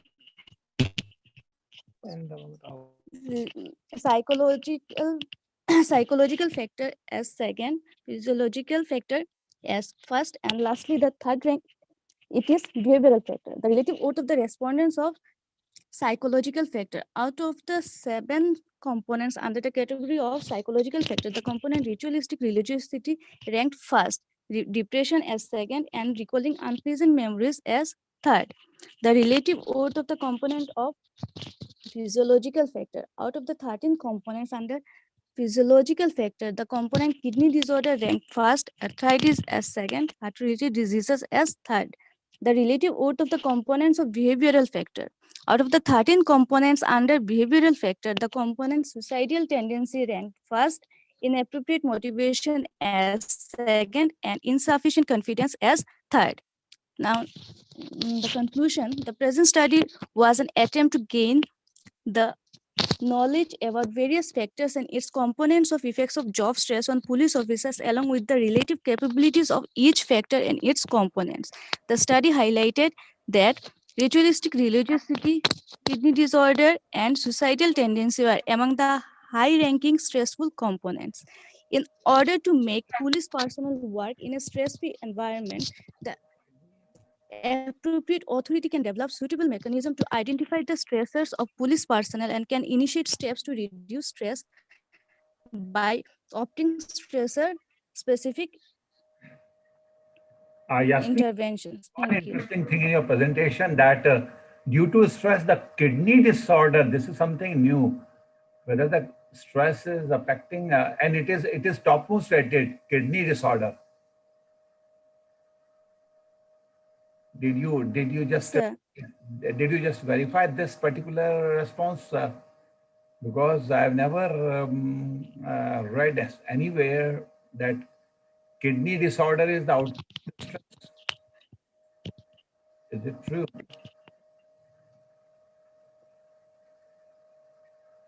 Do you think that kidney disorder is the one of the repercussion, one of the harmful effect of stress?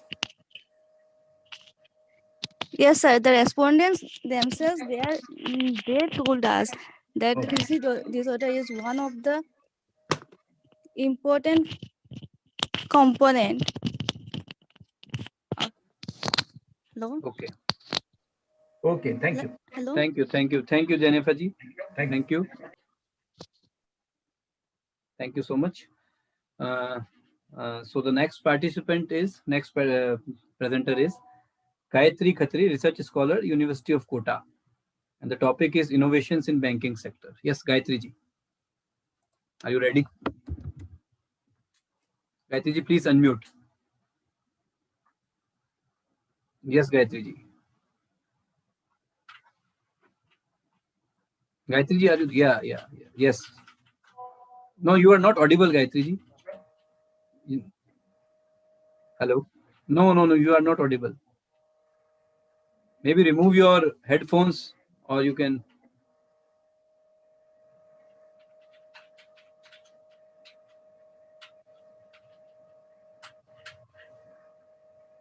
Still not audible, Gayatri ji. Still not audible, Gayatri ji. Okay, check from your end. I will call you later. And the next participant is Navneet Kaur. Navneet Kaur, are you ready? Navneet Kaur, please unmute yourself. Yes, sir. Yes. Navneet ji, please start your video also. Okay, sir. Will you help me how to share the screen? There is a green color button, share screen, written on this. On Yes, the, sir. yeah, you can click on that button and go to the file. Yeah, Okay, it's okay. coming. Yes, now you can click. Yes, it is visible now. Now you can open the file now. Okay, sir. It is Yeah, visible. it is visible, and make it a slideshow.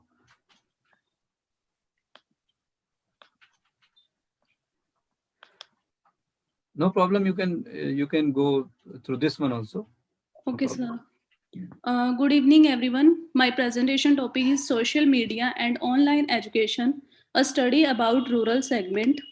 Here is some key facts and figure, but due to shortage of time, we can move introductions.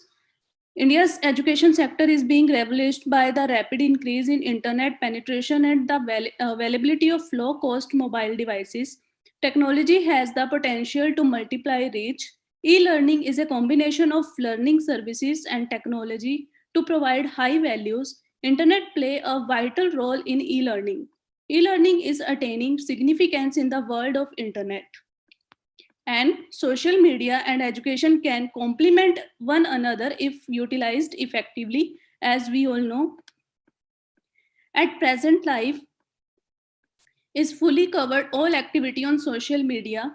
Uh, uh, Especially the juveniles spend most of the time on social media, where they can shopping, chatting, and all the educational activities all they can do on social media also. Student can get a lot of information not only about external activities but their syllabus, their educational information also. Social media platform like Google, Facebook, YouTube are the key source to attain knowledge nowadays.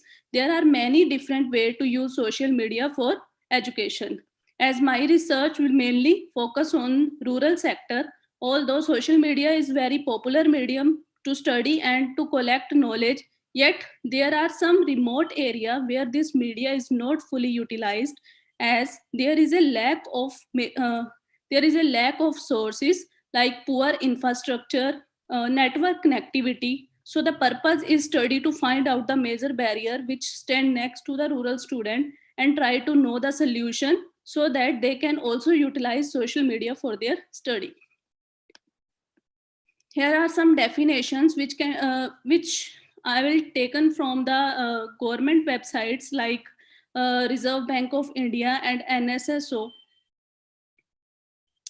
E-learning is defined as acquisition of knowledge and Navneet, we can skip definitions because definitions are which we will just read out. So please skip definitions because of lack of time.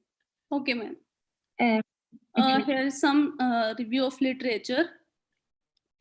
So my objective was based on the various hypotheses. Objective can be defined as to examine the impact of social media on e-education in rural areas, analyze the behavior of the rural student while studying by e-system, to know the major factor which affect the e-learning system in remote sectors, to know the actual impact of e-learning on rural students' perception. In methodology, both the primary and the secondary data are used for this conclusion.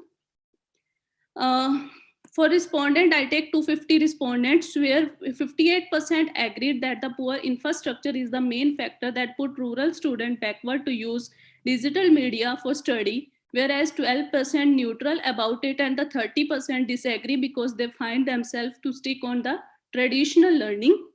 As of now, my findings, by analyzing the data, it comes to know that there is a huge difference between urban education and rural education pattern. In urban area, almost all institute using online sources for teaching, but in rural areas, there is a lack of sources in institutes, and also social media awareness is also less. After COVID-19, when classes were taken by online, students faced network connectivity problem in rural areas and could not attend their class properly. And because of poor connectivity, they unable to use social media information also. Students have a lot of potential and they want to do study by online because there are some courses which also provided by foreign university and college which can be attended by e-learning platform. More than 40% of students have not their mobile or a laptop. If some have in their village, the facility of Wi-Fi is not available there. Mobile network problem is also a hurdle because there are some villages where network speed is very low and students can't download their study material or can't connect their classes by online. Last but not least, in rural segments, students could not get tuition for their subject as they really want to it. If online education facilitated them, this problem could be solved as they do not need to go in cities to learn. For suggestion, the study find that in rural sectors, students are very interested to learn their knowledge, but they're unable to find opportunities for it so that they can learn many new things by electronic medium. Government should take some necessary action to provide network facilitate in every area by collaborate with telecom companies. As in recent era, online platform turn necessities for every students. Those student which belongs to the lower income group, government can help them to provide mobile so to add knowledge in their lab. Senior secondary and the higher education institute can make new model for their student where they meet them with world of knowledge by e-education system. At conclusion, in a nutshell, this study conclude that the present time it is impossible for everyone to learn without online platform, especially students from higher education. Traditional classroom education is not enough for them. If they want to make bigger in their lives, they have to use another source of learning which available at electronic channel. But students belong to rural segment are far away for this medium as there are some issues are present. But if include parties like government institute, online educators, marketer in rural areas about the importance and the advantage, they also provide better sources, then e-education system would be create new revolution in rural place also. Thank you, everyone. Thank you, Navneet. Thank you. Good paper, good theme you have taken. Yeah, thank you. Thank you so much. Thank you so much, Navneet ji. Thank you, Aarti ma'am. Thank you. Before, sir, can I before just a minute. Before inviting the presenters, I would like to welcome Dr. Jolly Sahani. She has joined us. Dr. Jolly Sahani, Director, Jubilation Office, Associate Director, MBA Program, Prince Sultan University, Riyadh, Saudi Arabia. Yeah, Dr. Jolly Sahani is the Director of Jubilant Office and Associate Director for the MBA Program at Prince Sultan University, Riyadh, Saudi Arabia. She is renowned researcher in the area of strategic HRM, quality of work life and corporate diversification. In addition to various Scopus publications, she has been invited to give workshops and lectures at many international university organizations like Harvard, Oxford, Newcastle, and British Academy of Management. She is presently involved in research on SDGs, Sustainable Development Goals defined by United Nations. I welcome you, Dr. Jolly ma'am. I welcome you on this 7th International Conference. It's our pleasure to have you, ma'am. And now I invite you, ma'am, to please give your keynote speech. Jolly ji is our... Jolly ji, please unmute, ma'am. Yes, ma'am. Yes, ma'am. Can you guys hear me? Yeah, ma'am. Thank you. All right. So thank you so much, Mr. Modi, and I would like to congratulate INSPIRA for organizing such a lively conference on such an important topic. My heartfelt thanks goes to Professor Anil Mehta also. He's a mentor to me, and we have worked together as well. So congratulations to all the participants who have shown a good zeal of interest in this topic of COVID-19 and how it's impacting different walks of life. So give me 10 seconds. I'll just present now. Sorry, guys, I'm using my laptop as well as my office screen. So let me just share.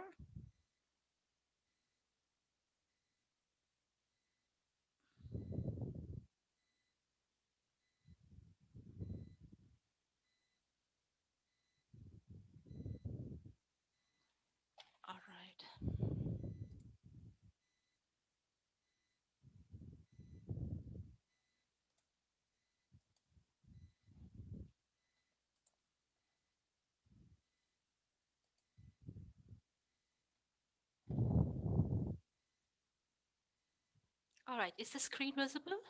Yes, ma'am, it's visible. Yes. All right, so good evening, everyone. I would like to start my presentation with some fact checks. And the first one, I would like to ask you, did you guys know that 62% of the employees, there was a survey done recently in 11 countries, and 62% of the employees responded that mental health is the biggest challenge they are facing right now. More so, 72% of the employees feel disconnected in this world of COVID-19. Again, we have a second wave and the mutated COVID-19. And more strangely, the survey found that 96% of the organizations had made some changes in their HR policies, but only 1 out of 6 employees feel that they are supported. So there is a lack of support for human resources, which made me think about it, do a research about it. And today's presentation, I'm going to talk about different studies conducted by the Big Four, conducted by the researchers around the world. So let's begin with these facts. Now, another good point from COVID-19, yes, there are challenges, but I think there is a silver lining in this cloud as well. People have realized that the human resources are at the front seat. They are the most important resource, I would say, for organizations. They start understanding, appreciating, and valuing the human resource. I was talking to my friend who is now the CEO of McKinsey, and he said, in last 6 months, the conversation I had with my employees is the amount of conversation I had in last 6 years. So the conversations have increased, the communications have increased. People have realized that, yes, human resources are important and the dialogues are important. They are feeling more connected now. People have learned after, say, 8 months, 9 months of this COVID-19. Yes, this is a humanitarian crisis, but we all are expecting it to lead to financial crisis. Businesses need to learn the art of bouncing back. So I'm going to touch upon what they can do as well and how it's going to impact the employee behavior. But there are many challenges, and I think some of the participants have mentioned about consumer behavior, employee behavior, and leadership behavior. So these are the 3 main aspects which needs to be taken care about. Then a general survey was done by IMD study, this International Management Development Institute, and they found that people responded and they said a loss of revenue is the highest challenge they face. Now, please mind, this study was done in the month of April. And they asked, okay, what would happen beyond 6 months? So you can see these bars in red and blue, and you can see their predictions of these challenges which have reduced after 6 months. So again, a very, very important study by IMD. This is an impact on many industries, overall impact. You can see, as we must have guessed, travel and tourism has been impacted largely. The lowest ones are, of course, pharmaceuticals and insurance. So this is a general overview about all the industries.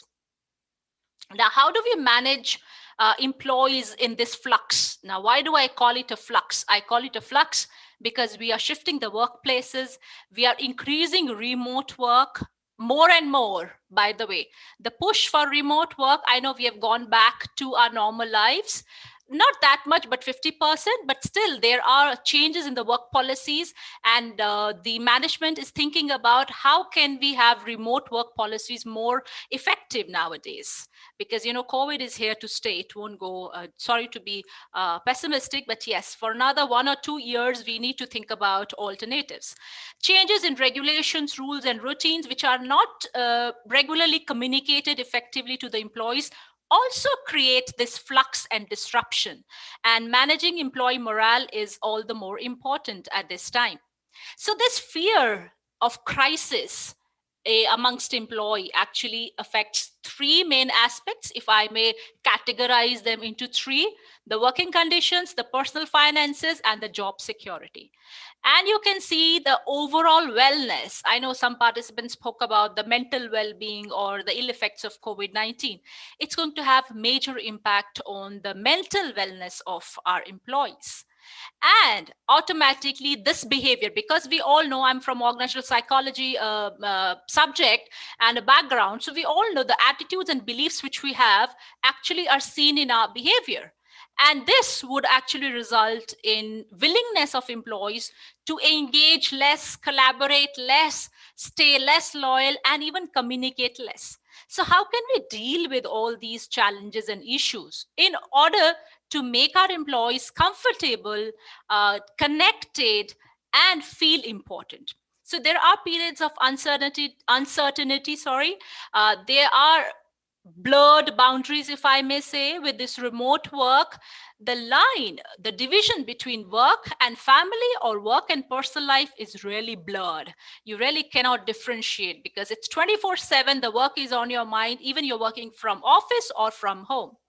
Technology is the biggest challenge, I would say. Now we have to move from digital transformation to digital inclusion, because everything is moving online. We all are connected online. We need to learn how to build relationships online.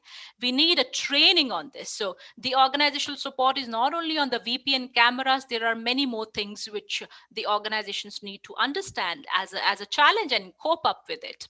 The right way to communicate in virtual environment, as I said, and more importantly, how the team works in this virtual environment. We have been talking about management and employee relation, or manager and employee, the hierarchical relationships. But what about that collateral relationships when we need teamwork more? So that's another challenge the organizations are facing. And definitely stress and mental challenges are another scope or another challenge. So working from home, I would just simply skip this slide due to the pause of timing. Other areas of struggle, we all would understand that working from home has posed many challenges, because we do have old parents at home, we have kids, we have other household chores. And at the time of lockdown, and now we are going for the second lockdown, I'm not sure about India, but UK and other European countries have already shut down. And hopefully where I'm talking from now is Saudi Arabia. I think we will also go for second lockdown, but hopefully not tomorrow, because everything is still, in the offices. No help, daycare helpers. So this time limit, another challenge for organizations to think about is, when they say office hours, it's 8 to 4 or 9 to 5. Within this timing, the employees have to report, which pose a challenge for dual, when both the partners are working. So what strategies can we have for this one? I do have the strategies also, by the way. So these are the main challenges. Employees' mental well-being is very important, and it's the second highest cause of disability. I know somebody was talking about stress and impact on kidney. I'm not very sure about that. But what I'm sure from the UN studies and the global studies is that the mental health may cause disability in employees as well, or in general human beings, since I'm focusing more on the employee behavior. And the COVID-19 pandemic would surely have long-term social impacts. That's why I said it's a humanitarian crisis, but it's going to become more of a mental health crisis in the coming future. So how do we respond to all these challenges, all these disruptions, low employee morale? So let's talk about briefly for maybe 5 minutes about the interventions. So I'm going to categorize these interventions into 3 parts: how organizations can respond, how managers and leaders can respond, and what the employees themselves can do in order to be, in order to be healthy, in order to be well aware about what's happening around, and do not panic. Very important. So the changes happening at this scale also creates new openings to build back better. So organizations who are not on the skies so far, they have good opportunities because they don't have a good organizational culture. They still are developing the norms and the rules. I think this crisis has given them a chance to rethink, revisit, and review their organization's goals. So yes, they can think about the cultural shift. As I said, digital inclusion is very, very important. And as we all know, there are a lot of online resources freely available for employees and for organizations. Why not to use those for our professional development? It's very, very important. Support mental health, and I would focus on EAP.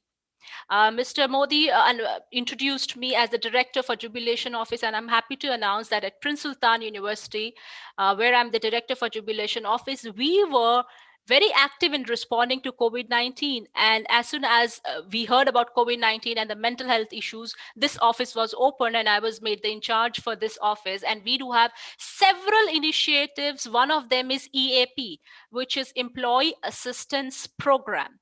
We have WOW hours. WOW is simply Wheel of Wellness, wherein every week we have 1 hour for employees and we give talk on positivity.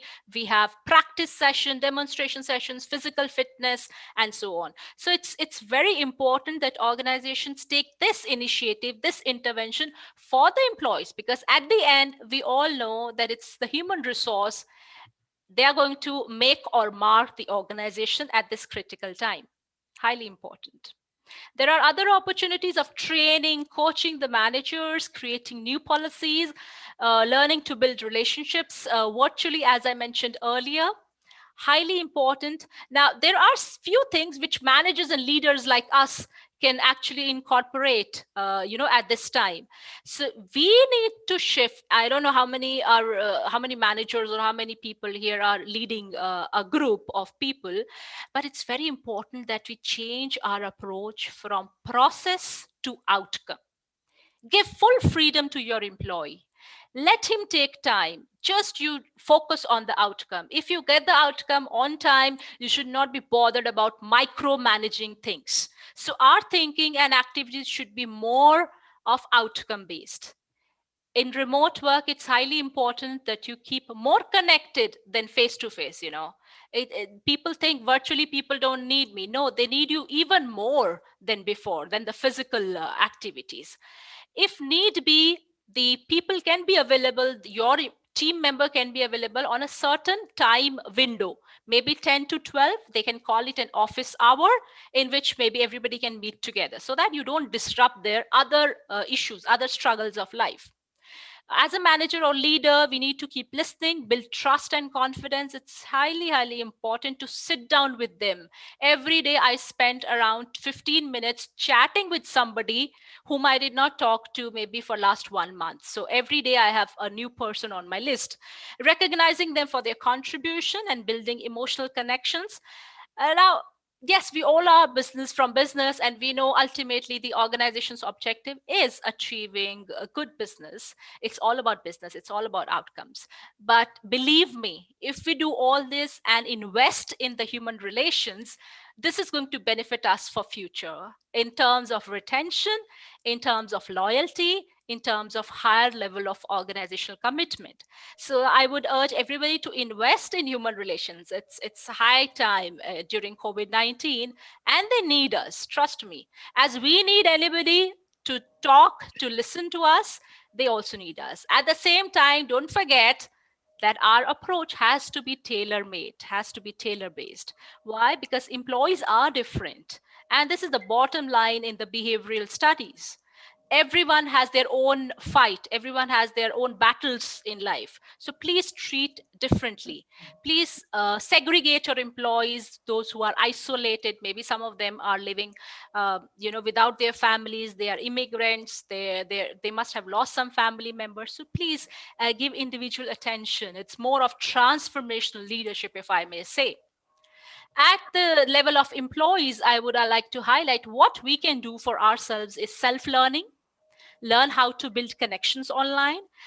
Clarity in communication. As you all know, most of the problems in our lives is due to communication or due to miscommunication. There is a gap in communication which leads us to misunderstand or have conflicts within the work environment. So I would urge everyone here to be as clear in their communication as possible and try to take a feedback, whether the other guy understood your point of view or not.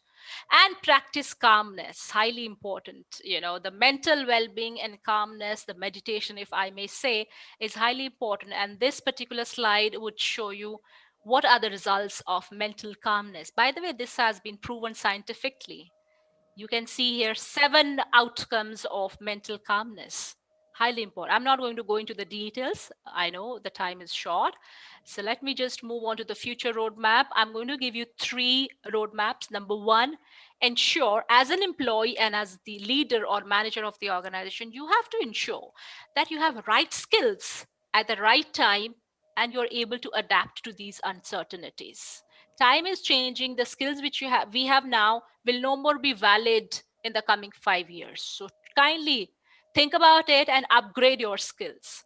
Lead people with compassion and authenticity. The trust, the authenticity factor is really important. If you're not able to help somebody, just be honest with him. Don't give them fake concerns, fake emotions. It's highly important that we go back to authenticity. And no one is immune from these stressors which the COVID-19 and the current crisis is causing. So it's important that we build a support system for us as an employee and for our employees as leaders. So this is a summary slide. If you all can see, I do have here all the points in a summary form, which we have discussed. These are the identify and support employees during and after COVID-19 interventions, all summed up in one slide. And I would just like to finish with the popular quote. It says, I'm leaving it to you guys to guess who said it. I do have a picture here. There will be interruptions and I don't know when they will occur. I don't know how deep they will occur. I do know they will occur from time to time. And I also know that we'll come out better on the other end. Any guesses? Who said that? You have the man on the slide. Any guesses? It's Warren Buffett, one of the top-notch leaders you can see. All right. Anyway, these are my references, my own paper, and some very important papers published in 2020. So all these references and studies have been referred to. And thank you so much for listening. I think I did justice to the time. I'm not sure I didn't keep an eye on the time. But Mr. Modi, you can guide me if you want me to continue or if there are any questions and answers or any comments. Thank you so much. Thank you, Dr. Jolly Sahani, for a brilliant presentation that you have given. We wish we would have listened you more, but the time constraints are there. But really speaking, what you have pointed out is very, very correct. That is human support with compassion. Empathy is very important. It's a real test for the HR managers for new innovations and interventions to overcome this pandemic problem. Brilliant presentation that you have given. Thank you, Dr. Jolly Sahani. Thank you. Thank you so much, sir. Thank you. Yes, yes, sir. Indeed, it was really a wonderful presentation, ma'am. Yeah. Wonderful presentation. Thank you so much, Dr. Jolly, ma'am. Thank you, and you're most welcome. Thank you so much, ma'am. I'll stop sharing. Thank you.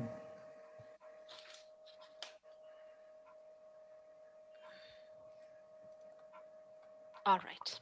Yeah, thank you so much, ma'am, for joining us right away from Saudi You're most Arabia. welcome. I'm here with you. I have exam. Actually, it's 5 o'clock in Saudi, so we have exams in the evening also.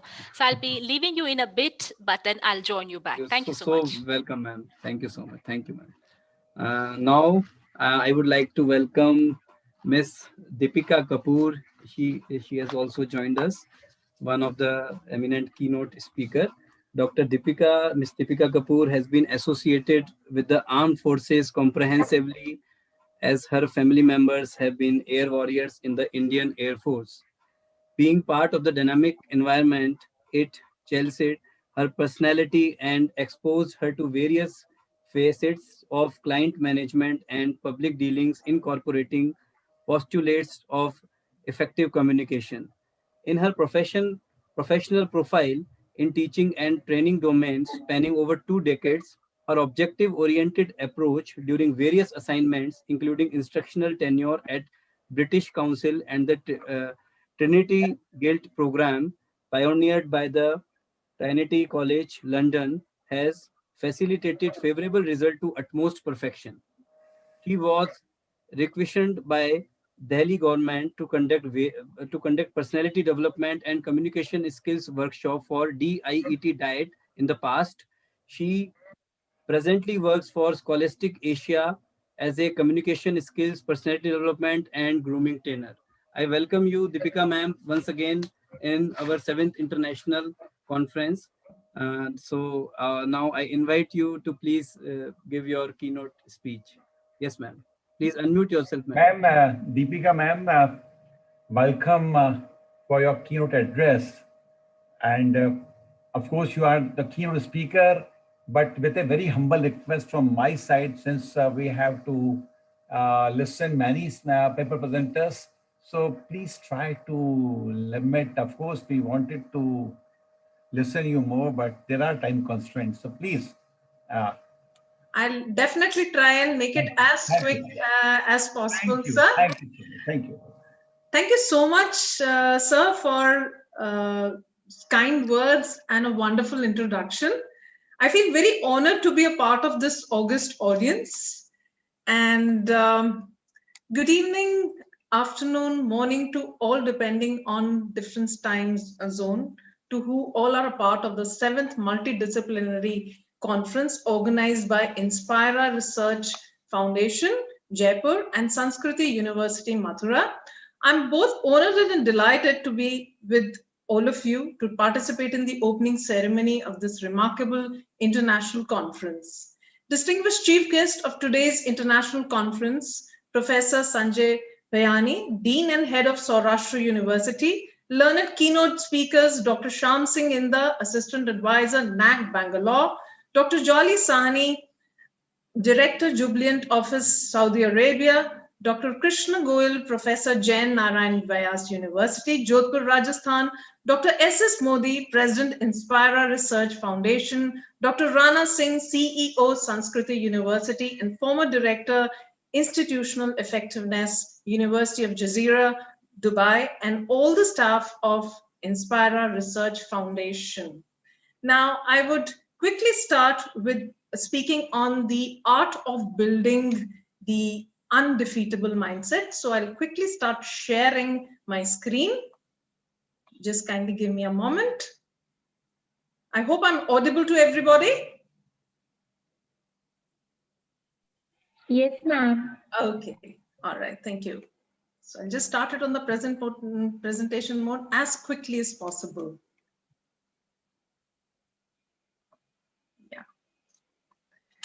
So, like I'll take it forward from Dr. Jolly Sahni's presentation and talk, and it was about the COVID times, and it warrants us to be mentally aware. It warrants us to be mentally strong with strong clarity, conviction. Though we are going through very tough times, I agree to that completely, but we have to build up strength. We have to be positive, and we have to be looking up to the good times which are ahead of us, and we'll definitely come out of this stronger. So starting on this positive note, I'd like to speak on the undefeatable mindset. So here I get started. I'd like to begin with my journey. I started on this journey of life and realized that success without fulfillment is the ultimate failure. Little do I know about artificial intelligence and technology, but I do know about the formula for a holistically successful life. And I have worked very hard for it, believe you, ladies and gentlemen. I just wanted to ask a question. Why do a few people in this world have massive success? And why is it that majority of us fail and struggle to get stuck in average and mediocrity levels? According to a universal definition of success, it is the ability to design a life that you truly want. If you are not happy, if you do not have the business and employment that you want, you do not have the lifestyle that you want, you don't even have the relationships that you want, and you do not have the health that you want, you don't even have the peace of mind you want, which is the basic thing in life. But I have it all. Don't you think that I am successful, even though I have less money? Well, that's really serious food for thought. And we must ponder over it and we must think about it. And taking this forward, which is a very interesting dynamic and a study that we are, thinking about it, if our mind can conceive it, and if our heart believes it, definitely we can achieve it. What about the COVID times? We faced the most treacherous times. You look back in the history, and we are going to come out of it very, very strong. And that is what my belief is. So I'll take you through with the certain pertinent questions that I would like to ask you, and I want you to think about them. Once you ask yourself most important questions, who am I? What does success mean to me? You will be able to make quantum successful leaps rather than small incremental improvements. Why do majority of us fail? And even get to a decent point of finances, not that money is the only indicator of success, but money you can measure, but happiness you cannot measure. You can support a lifestyle if you have money and the life that you want. You can support your parents, you can travel, you can pursue your hobbies, you can buy the best healthcare, you can get the best education system, and you can have the best mentors in the world. So money is important, but we have to have a meaning attached to money. So that is why it's very important to develop an undefeatable mindset. And when you develop an undefeatable mindset, you become simply unstoppable. And that is the power of being strong, mentally strong, having the clarity and the conviction. Now, the mind works on a very interesting paradigm. Now, let's see how does the mind work. The winning mindset has certain paradigms. Don't rely on intellect alone. Don't work the past. Don't focus on fears. Now, how do we do that? We need to see that. And we need to see the scaffolding and the layers of the mind. How mind takes you and makes you win battles and the struggles of life. The mind has faculties: intellect, intuition, instinct, and the most powerful faculty is imagination. Now, we're going through a very massive change in the world. We are no longer in the information age, industrial age, agriculture age, hunter and gatherers age, but we're going towards social age. So the winners of the future are the ones who are going to use instinct and imagination, and when to use the intuition. These creative people are the ones who are going to be rewarded in the future.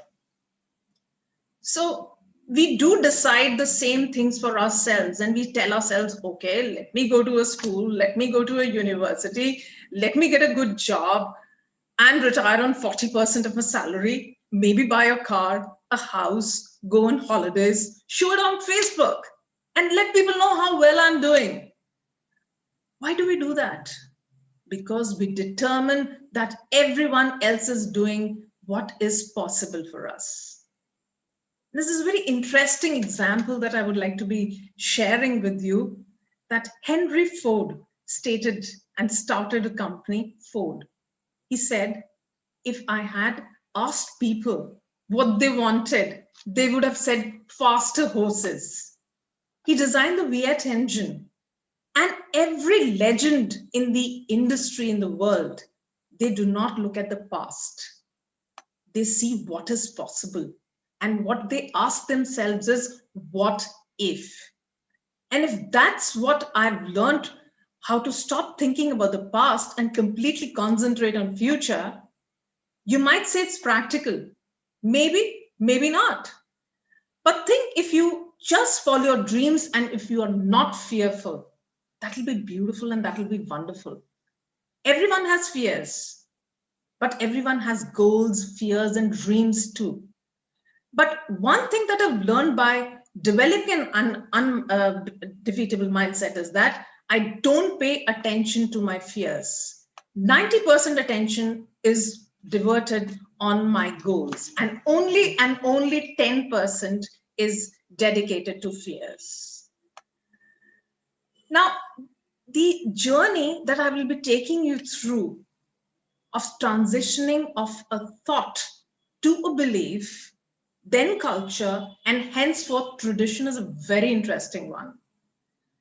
Now, I'm not criticizing culture, but what I'm trying to put the point across is that we're leading a life that we're told to live. The human mind has absolutely a terrible tendency to normalize anything we can engage with over and over again. And that becomes instilled in our minds. I'm just trying to put a point across how dangerous it is not to question what we believe in, and how dangerous it is not to question the assumptions that we think are really true. Now, what are mind bugs? I think we've heard of bugs in the computer, but what is a mind bug? Just wanted to take you through quickly to the mind bugs. Procrastination, ego, fear, self-doubt, worry, ignorance. These are all mind bugs, and these hinder our progress. These hinder our progression in life. Now, if I give you a piece of software and I tell you to put it in a laptop, plug it in a laptop, which has never ever been serviced before, and it's been downloading and uploading information, don't you think? And it's picked up all viruses. Do you think that information is going to work?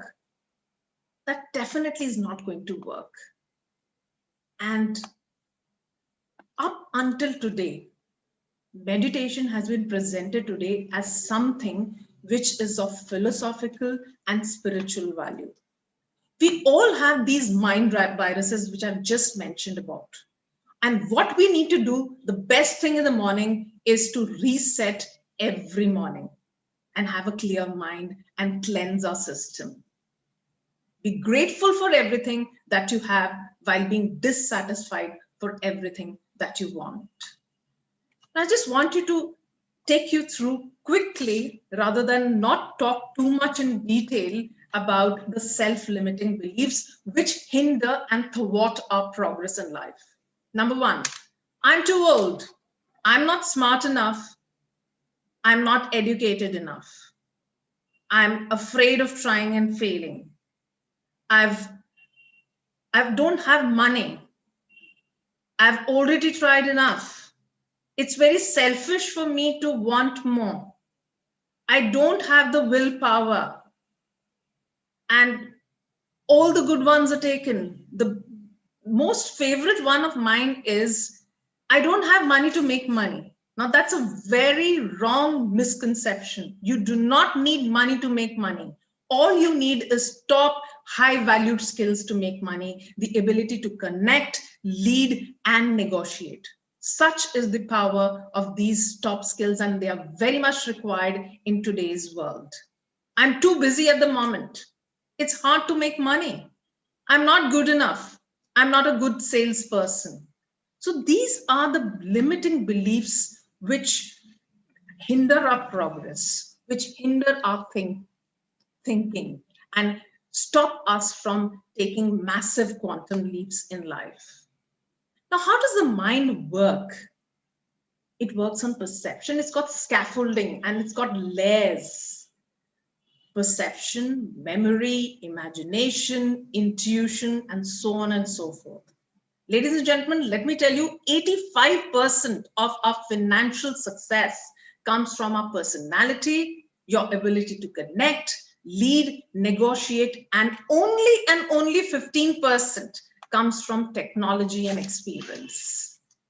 So you can progress, you can program your subconscious mind to just about do anything through repetition. What is around of you will get inside of you. Once the idea goes through your subconscious mind and it goes to your memory bank, it comes up with ideas and suggestions and decisions, and you become that person. That is the power of subconscious mind. Like I've already mentioned about the conscious mind and the subconscious mind. The conscious mind is the thinking mind, whereas the subconscious mind is the feeling mind. And the subconscious mind, scientifically, it's been proven that it is 30,000 times more stronger than the conscious mind. Because if you believe what you are, if you feel you're successful, you will be successful through affirmations, through repetition, and through constant telling yourself that, yes, I can do it and I will do it. So that is the paradigm and the beauty of our mind. 90% results come from the subconscious minds, ladies and gentlemen, let me tell you. Regardless of what has happened in the past, in my subconscious mind, if I believe I can, then I can unleash my creativity. According to Deepak Chopra's research, I'm sure everybody has heard about Deepak Chopra. His research says that what you think over and over again, you become that person.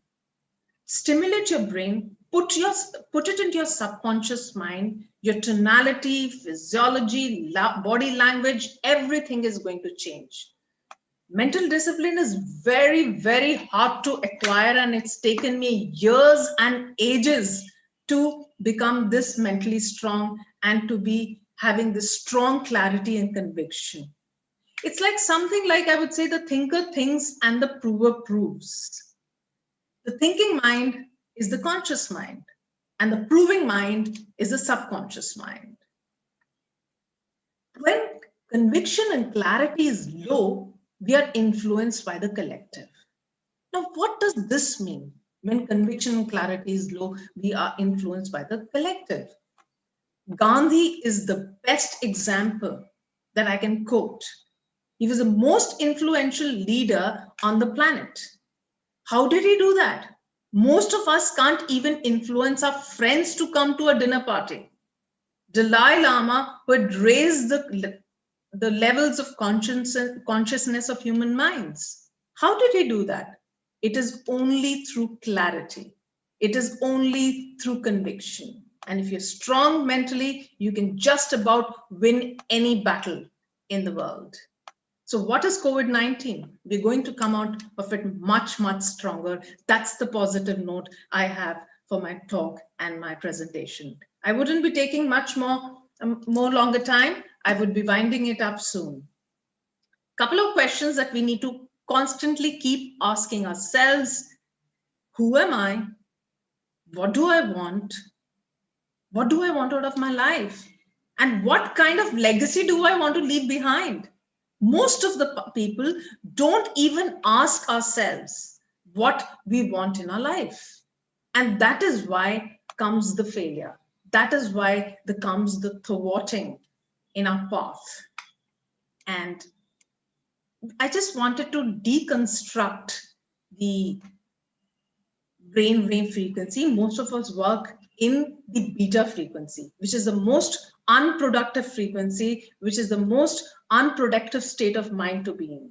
Ideally, we should be working in the alpha frequency, which helps us to take decisions, execute our work, and take proper and progressive decisions.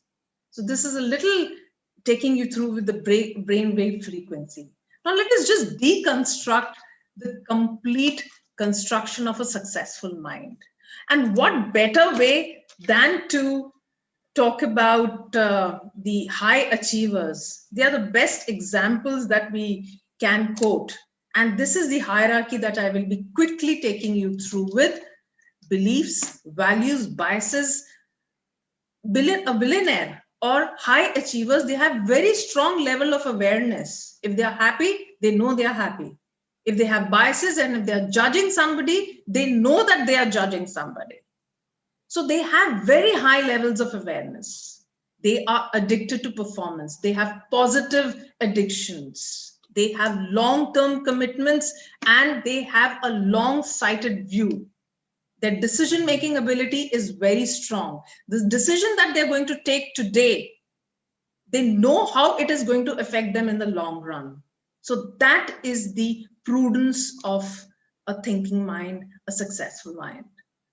Critical thinking, problem solving skills, all these mental abilities and skills are what the achievers have and possess. Very important thing before achieving a task or before performing a significant thing is that they are very clear about the ethos, principles, what guides them, the guiding fundamentals. They're very, very clear on that. And then they acquire the requisite skill sets which would help them to achieve what they're looking for. And that's how they get the desirable outcomes. A quick look at the goal sets and the goal setting and the expectations that we should have out of life. According to a study of Harvard, 10% people did not have goals, nor did they have it in writing. So they didn't even make 3 times as much money. 85% people did have goals, but they did not have it in writing. So that in turn was not very effective. And only 5% people who knew what they wanted, had written it down in a written form, made 10 times more money than the other category that I've just mentioned about. Imagine on a plane with a destination. Would you like to do that with your life? We need to categorize, we need to do some goal setting, we need to have certain expectations that what we want out of our life. That is what I want to put forward. Now, winding up my presentation very quickly, there are 3 types of goals: type 1, type 2, type 3. A quick look at the 3 goals. Type 1 goal is the kind of goal which we have achieved and we know how to achieve it. And type 2 goal is the kind of goal that we do not have an idea, we've never achieved it in life, but yeah, maybe with a little bit of practice, maybe with a little bit of effort that we put in, and maybe with a little bit of getting up late, maybe making some extra calls, maybe putting in some little bit of effort, we can achieve it. It is achievable. But type 3 type of goals are the goals which we have no idea about how we are going to achieve it. And the whole universe conspires to make it happen for us. And your heart pulls you towards it. And all the high achievers and the performers go for type 3 kind of goals. So on this note, I would like to conclude my talk. Thank you, ladies and gentlemen, for extending me this privilege to be a part of this August inauguration ceremony. I hope I could add some value, motivate, inspire, and provide some direction. Thanks. Thanks a lot. Stay blessed.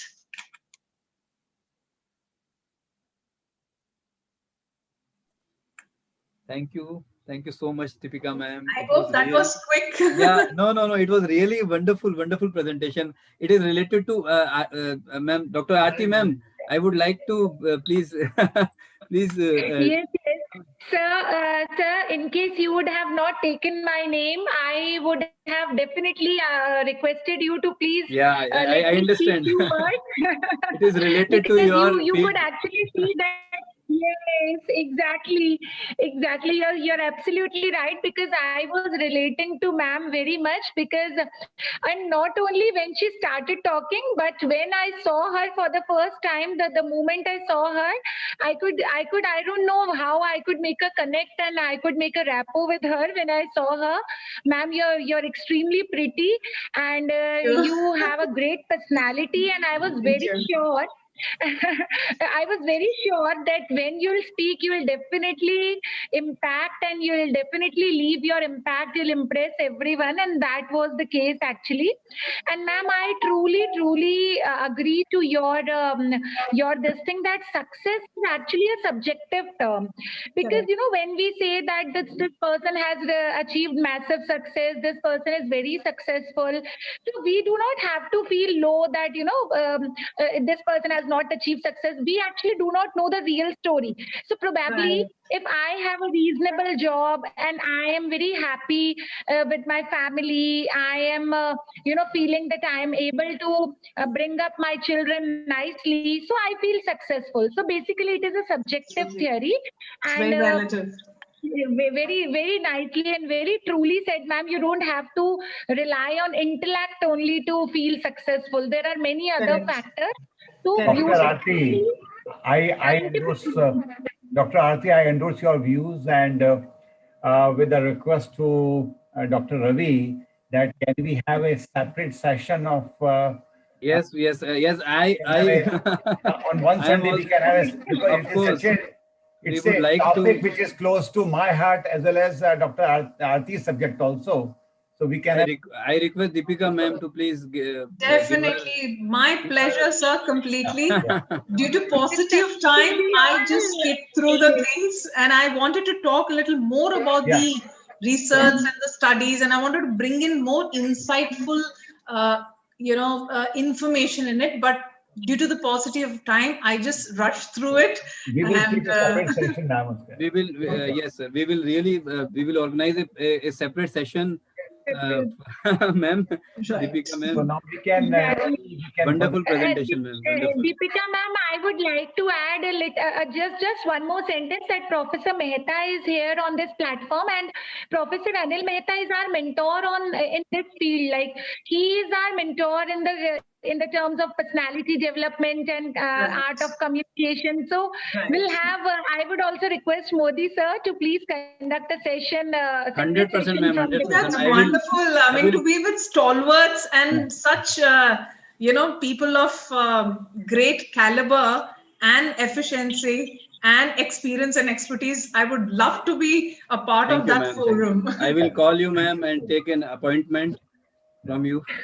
Thank you so much, sir. I Thank wish you, I could ma'am. do a little more justice, but I had to run through it. So that's Wonderful, okay. I ma'am. It was understand your schedule. You did it really very well, wonderful very well, presentation. very well. Right. Thank you so much. Dr. Ravi, So, now we can further Yes, proceed. yes. Thank So- you. Thank you, Aarti ma'am, Joint Secretary of INSPIRA'S Research Association and Principal, Bhavans College of Communication, Jaipur. Now, Thank you. I know all the presenters are waiting for their turn. So the next presenter is serial number 20. She is ready again. Gayatri Khatri. Yes, Gayatri ji. Gayatri ji, are you there? Yes, Gayatri ji, please unmute. Yes, Gayatri ji, and keep it only 2 or 3 minutes, please, because we are really running short of time. We are not able to listen. Yeah, yeah, please, some loud, speak some loudly. Good No, evening we to are. all. My topic is on the paper. Innovation in banking sector. I'll start with the introduction. The banking sector play an important role in the development of one country's economy. The development of banking sector depends upon the services provided by them to the customers in the various fields. With the passing of time, number of changes occurred in the banking sector and other fields also. ATM, RTGS, NEFT, internet banking, mobile banking, SMS banking are some existing innovations. The new online banking is being accepted by the customer day by day with the growing awareness and education. Gayatri The ji, main object just, of this paper Gayatri ji, just confined to research methodology and the major findings, and because of the shortage of time, yes, sir, yes, sir. just major findings. Yes, And sir. The main object of this paper is to present the innovation in the banking sector which are required to keep in mind for the requirement of the present and future banking customer. Now the new innovations in the banking sector. First is ATM. ATM allow करता है customer को to complete their transaction like the cash withdrawal, deposit, report of the account balance, etc. Debit card is a bank card. It looks like the credit card and ATM card. It is a plastic card and used instead of the cash. The e-check is a new payment method that facilitates customers who do not possess a credit and debit card. A customer can only send an e-check. The next one is the electronically opening of the account. Now all the accounts are open through the online application form. Traditionally is open through the physical submission of form. Now with the innovation, we also face some of the challenges like the customer education, customer understanding, training of the employees, technological illiteracy. At the end of this paper, I conclude that e-banking services have been efficiently implemented by the many public and private sector banks as it is profitable by the consumer as well as banks.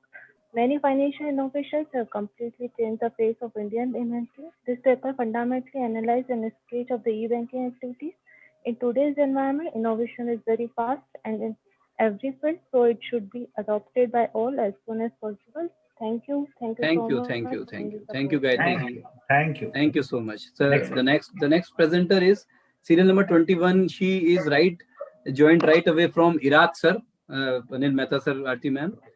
Dr. Sultana Begum, Assistant Professor, TIU ERBIL, Kurdistan region of Iraq. Yes, Sultana ma'am, please unmute yourself. Dr. Sultana Begum, can you please unmute?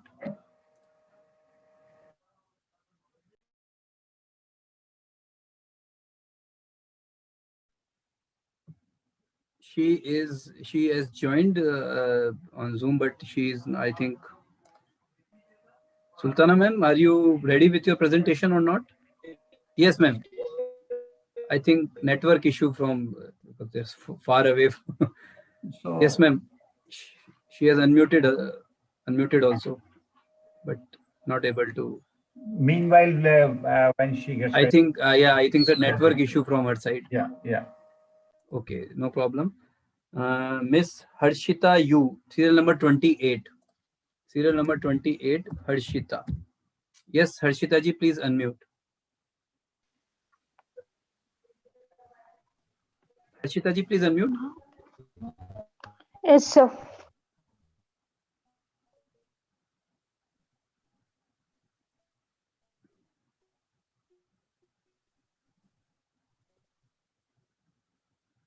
Harshita ji, please unmute yourself.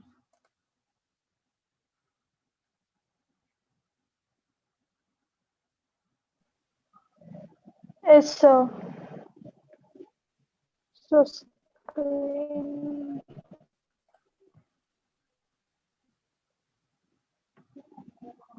sir, is the screen visible? Yeah, it's visible now.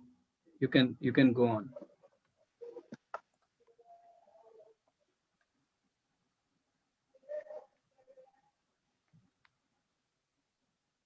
Is that visible, sir? Yes, it's visible, but in now it's all right. Please start. Yes, sir. Good evening, one and all. Myself, Harshita, and my topic is artificial intelligence in social science. And these are the contents, that is introduction, types of artificial intelligence, languages, problems, and main focus I had focused it on AI in social sciences and problems, future, and conclusion. Due to time constraints, I'm just giving the main ideas about these topics in just a not brief, like in the short term. And coming to introduction, the artificial is simple definition of artificial is that objects are made of produced by human being rather than the occurring naturally. And intelligence is the simple definition of intelligence is the process of entail a set of skills of problem solving enabling to resolve a genuine problem. And this artificial intelligence is invented by Professor MC Karthi in 1955 at the Dartmouth conferences. And next, coming to the types of artificial intelligence, we have reactive machines, limited memory, theory of mind, and self-awareness. Next, due to time constraints, I am not explaining it. Then next, we have typical problems to which AI methods are applied, that is pattern recognition, optical character recognition, or handwriting recognition, or face recognition, etc. There are many more. And Next, we have importance of AI in social science. This is the particular topic on which I had focused for today's conference. In this, we have tackling the incoherency of problems. We have running some effective approaches like classification of prediction. And in this picture, we can just identify in which all tracks that the social sciences are helpful. That is, it can be of industry, or it can be of liberal arts, or it can be of School of Environment and Society, or School of Materials and Chemical Technology, School of Science, National Institutes, or it can be of engineering. Next, these are the applications of artificial intelligence, where all it is applicable. That is hospitals and medicines, heavy industry, game playing, speech recognition, understanding nature, and in the education fields, it is most important how the artificial intelligence is applied. Next, today's artificial intelligence, we have robotics, we have self-driving technologies, virtual assistants, image analysis, or it can be of face recognition, etc. There are many more tracks where the artificial intelligence is used in today's world. Future, how we can guess that how the future of artificial intelligence will be is, future of artificial intelligence, even we don't know how it will be, like due to it is in developing content, it can go till more and more extent of development. The optimized hope that where we one day invent a super intelligence that solves every problem we can imagine it right now. From this, I would like to conclude by telling that the artificial intelligence of the machines and the branch of computer science, it mainly aims on the study and design of intelligent agents. We can intelligent agent as a system, and it prevents environment and take actions on that maximize. John MC Cathy, who coined the term in 1995, defines that this artificial intelligence as the science and engineering of making intelligent machines. From this, I would like to thank all the dignitaries for giving me a wonderful opportunity to present my paper through online conference. Thank you. Ashita, next time please do some research based on primary and secondary data, please. Though it was a good subject, it's a good paper, but it should be research based. Okay. Next one. Thank you so much. Thank you, Arshita ji. Nice presentation. Okay, the next participant is serial number 42. Sir, before 32, you can again call that participant who is from Iran. I think, sir, I think that there is, yeah, Dr. Sultana, but she, very network problem is there, sir. Okay, fine. Then next. Okay, I am trying again, Sultana. Yeah. Sultana ji, please, can you try again? Please unmute yourself. Yes. See, I am still on my way home. As soon as I reach, I will. Okay. I informed before starting. Okay, ma'am, no problem. No problem. I'm still on my way home. But please reach. But please reach before. Yeah. Before as soon as I reach, because I will join maybe with my laptop. conference will be end of the session today. So please try to reach early. Thank you. Okay, the next participant is serial number. Here it is. Serial number 42, Dr. Farah Ashraf. Dr. Farah Ashraf, please. Yes, ma'am. Farah, ma'am, please unmute yourself. Everyone. Yes, ma'am. Yes, ma'am. Good evening, everyone. I'm from Srinagar. My name is Dr. Farah Ashraf. I am a lecturer in the Higher Education Department from the Department of Sociology. Am I audible to everyone? Yes, ma'am. Yes, ma'am. Clearly audible. Yeah. Thank you. My topic is about impact of social institutions on the role of women in social change. Coming straight away to my objective, I have started with an objective to analyze family and education towards economic progress and empowerment of women in comparison of normal situation with respect to COVID-19 situation. And my methodology, which I have chosen, is based on the primary data, which is collected on the basis of the questionnaire as well as condensed in the form of the interviews from 25 women within the valley. So far, I will come straight away to my findings, which major findings as per the time. Uh, so far, we know about social institutions. Social institutions are mechanisms or patterns of social order focused on meeting social needs. For example, we talk about government, economy, education, family, healthcare, and religion. Social institutions are interrelated system of social roles and social norms organized around the satisfaction of important social functions. When we come about the welfare and efficiency for a woman, we see that welfare and efficiency are the two ends of the spectrum of the discourse on the development and women. As I am going to say about when we talk about family as a social institution, a woman simultaneously, in practical terms, specializes of roles within the family, adopts the instrumental role as earner and also effective in role in domestic settings.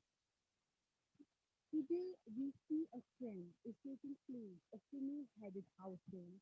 Women manage to do agricultural activities, but because of the situation here, right now in nowadays, we see in every sphere the woman is struggling. She is struggling if we see from everywhere in every sphere, from health to economy, security to social protection. Impact of COVID-19 is increasing for women and girls by virtue of their gender especially.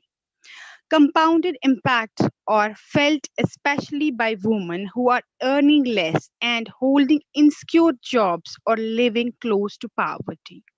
The health of women is adversely impacted through the reallocation of resources and priorities, including the sexual and reproductive health services.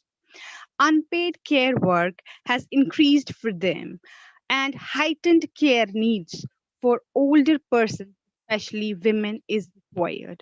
As COVID-19 deepens economic and social stress coupled with the restricted movement and social isolation measures, gender based violence is increasing exponentially for them. Many women are being forced to lock down at home with their abusers, and at the same time, the services to support survivors are being disrupted or made inaccessible. All these impacts are further amplified in context of fragility, conflict, and emergencies, where social cohesion is already undermined and institutional capacities and services are limited. We see women, they are struggling in nowadays, but for last, I would say the empowerment broadly refers to the idea that women should no longer see development as a way of ameliorating their lives, but rather as a means through which they can take charge of their lives and initiate meaningful changes into them. Thank you. Ma'am, your paper is based on some research that you have carried, some primary. Yes, sir. I have basically chosen a sample of 25 women Yeah, yeah. in my own state here in Kashmir Valley. I have taken women of different age. Why on this basis I have conducted an interview to them, which I have condensed in this form of paper. It's a primary research. Okay, okay, okay.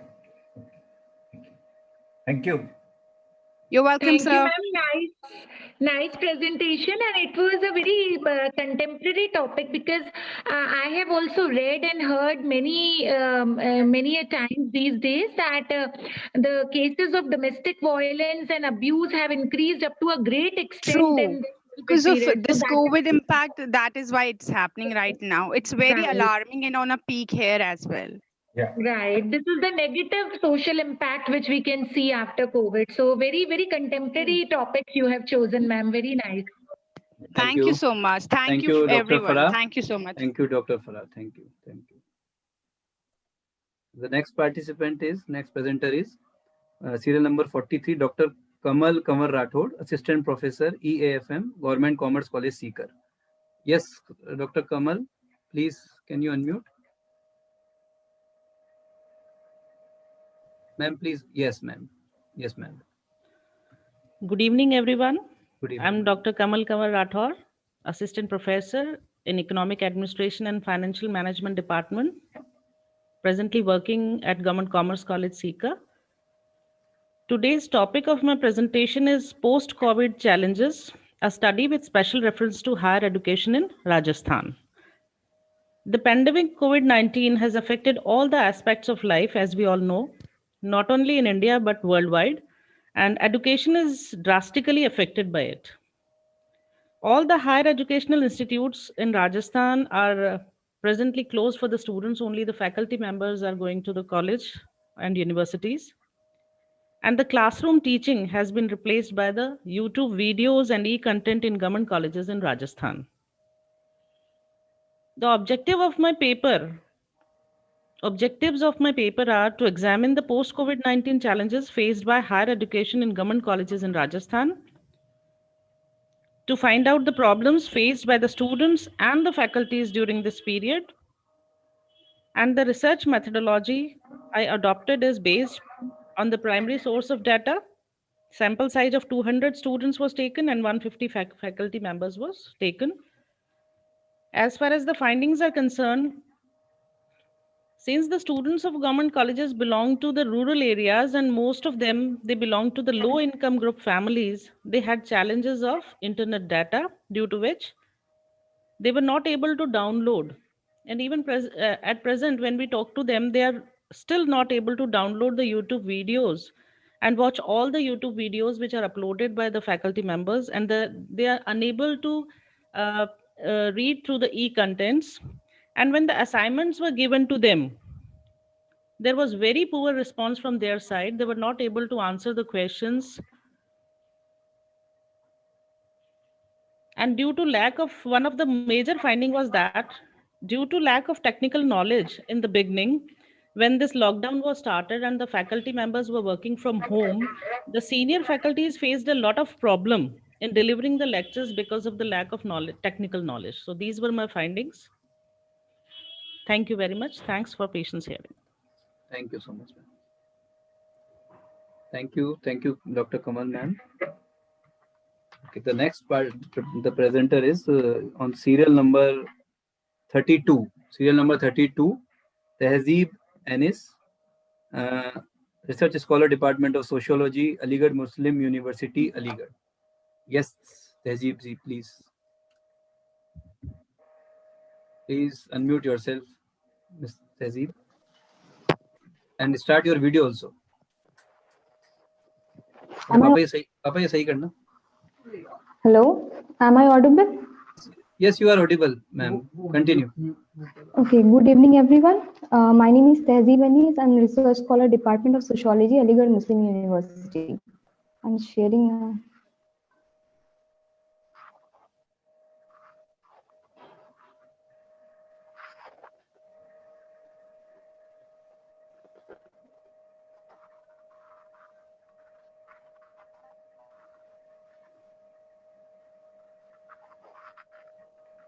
Is my slide visible? Yes, ma'am, it's visible.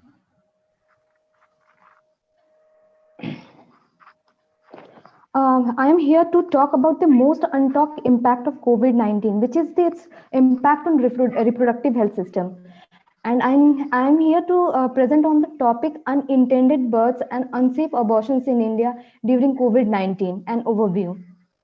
So I'll start with the definition given by World Health Organization on unsafe abortion. Unsafe abortion is a procedure for terminating an unwanted pregnancy either by person lacking the necessary skills or in an environment lacking the minimal medical knowledge or both. If we see the reports of several newspapers, it reports that around 47% of estimated, that is 39.9 million abortions that would likely to take place in India in this span under normal circumstances will be possibly compromised. This means that 1.85 million of Indian women could not terminate an unwanted pregnancy. And this means 1.5 million compromised abortions will be unsafe. So I'll move towards my objective. My objective is to explore the estimates of unintended births and abortions that are likely to take place in India during COVID-19 period. Methodology, I have taken, this is secondary based data, and I have taken data from Foundation for Reproductive Health Services, that is FRHS, and several other literatures I have reviewed. So my result is basically described into three scenarios, that is best case scenario, likely case scenario, and worst case scenario. Best case scenario basically is that when public and private health facilities will operate from July 2020, it is actually an estimate. And in likely case, the public and private health facilities will operate from September 2020. And in worst case scenario, it will operate from September 2020, but at a slower pace. So this table 2 shows how contraceptives sold and distribution are having loss. Like in the most important particular that is having loss in during this COVID-19 period is oral contraceptive pills. That is 20 million loss will occur in best case scenario and 23.08 million in worst case scenarios. And after oral contraceptive pills, the second particular that is having loss is condoms. That is in likely case 342.11 million condoms will have suffer from loss of sales and distributions. And if you see table 3, it is showing the impact of lockdown on unintended pregnancies, unsafe abortions, and maternal health. So in likely case scenario, it is likely that 22.37 million unintended pregnancies will occur, and in the same case 1.44 million abortions will take place, out of which 834.042 will be unsafe abortions, and similarly 1.1743 is likely to have maternal deaths. Fact sheets, if you see the fact sheets, according to a study by Guttmacher Institute, it reveals that around the world 3 million pregnancies will end in unsafe abortions, and 1,000 maternal deaths will take place overall globally. And I will conclude my study by the overall study shows that lack of access to contraceptives in the lockdown will lead to unintended pregnancies and unsafe abortions. To manage the fallout of COVID-19 pandemic, the family planning government should increase its access on safe abortion services. The government should also promote home deliveries for those unintended pregnancies which happen during this pandemic, as it will protect the mother as well the child from COVID-19 infection, and it will also lower the rate of cesarean section, which usually take place in hospitals, and it's now a matter of concern. These are the references. Thank you. Thank you so much. Thank you. Next presentation. Yeah, next presenter is it serial number 17. Serial number 17, Dr. Suman Kumari, Government Teacher, Education Department, Rajasthan. Yes, ma'am. Dr. Suman, ma'am, please unmute yourself. Please unmute. Dr. Suman Kumari ji, please unmute. Yes, ma'am. Please start your video also. Yes, ma'am.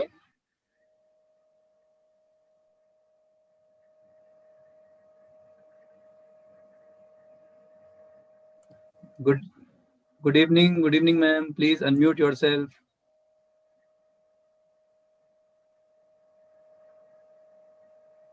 Please unmute, ma'am. Suman, ma'am, you have muted yourself.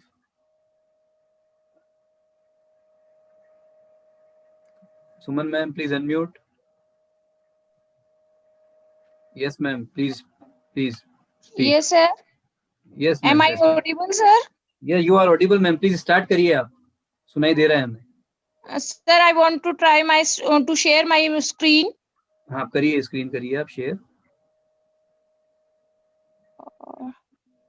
Because we are running very short of time, ma'am. So please, you have to do fast. Because some more presenters are also waiting, na? Okay. Yeah. Screen आ रही थी आपकी?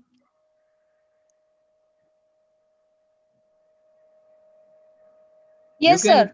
Yeah, you can do Okay, oral sir. Yeah, yes, please. Yes, sir. My topic is feminism is the tool for women empowerment. Then I moved to starting from the introduction, and I attached this introduction with my thesis work that is based on Carol Churchill, European dramatist. Madam, And please skip the introduction part and straight away come to the research methodology part, please, because of the shortage of time. if I talk about objective empowerment is a process that allow one to gain knowledge, skills, and attitude. It enables one to gain power, authority, influence over others, institution, or society. It changes a social attitude. And if I go with the limitation, women are deprived of decision making, access to education, employment, domestic violence. If we talk about the barriers, gender discrimination are there in female infanticide, dowry system is there, child marriage, and atrocities of women like killed, raped, and everything. And if we talk about how women feminism developed women empowerment, then we go with the policies, program, systems will be established to ensure mainstream of women's perspective in all development process as catalyst, participant, and recipients. If we talk about the research methodology, I first of all agree with the Carol Churchill's main characteristics, and then I take the resources from the newspaper and other journals. If we talk about Carol Churchill's feminism, she promoted self-renovation, empathy, interrelationship, and female surpassing male field, basically the top girls Merlin character, and reducing the gaps of patriarchy system.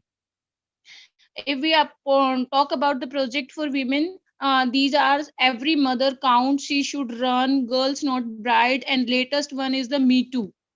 If we talk about the schemes, first of all, I introduced Beti Bachao, Beti Padhao that started 2nd January 2015 from Haryana, and then Women Helpline Scheme, Ujjwala scheme is also there, Rajiv Gandhi National Crash Scheme for the children for working mothers. If we talk about the acts that give security to the women's are Hindu Widows Remarriage Act, Indian Penal Code, Indian Penal Code indicating the 3 talaqs, and then Hindu Marriage Act, Dowry Prohibition Act, Maternity Benefit Act, Domestic Violence. If we conclude all this, the purpose to provide appropriate role in family, equal opportunities, we want to change the social outlook and freedom from the social dogmas. Thank you so much for giving me time, and I want to ending my paper with the statement of Mayo. Each time a woman stand up for herself without knowing it's possibly, without claiming it, she stand up for all women. Thank you, sir. Thank you so much. Thank you. Thank you, Dr. Suman Kumari. Thank you so much, sir. Thank you, ma'am. Thank you.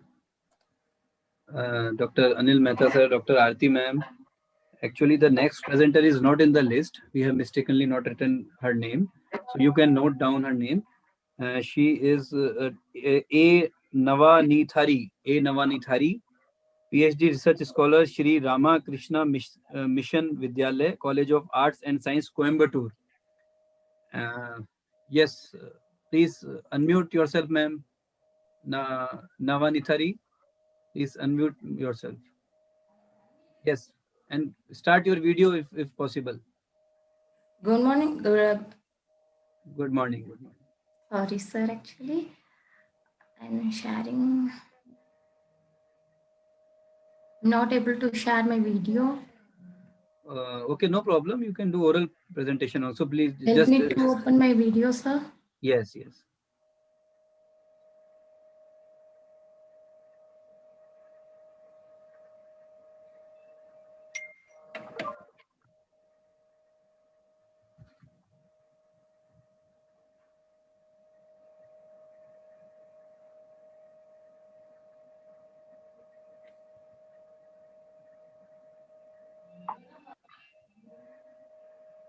Please make it fast, ma'am, because we are running short of time. Is it visible, sir?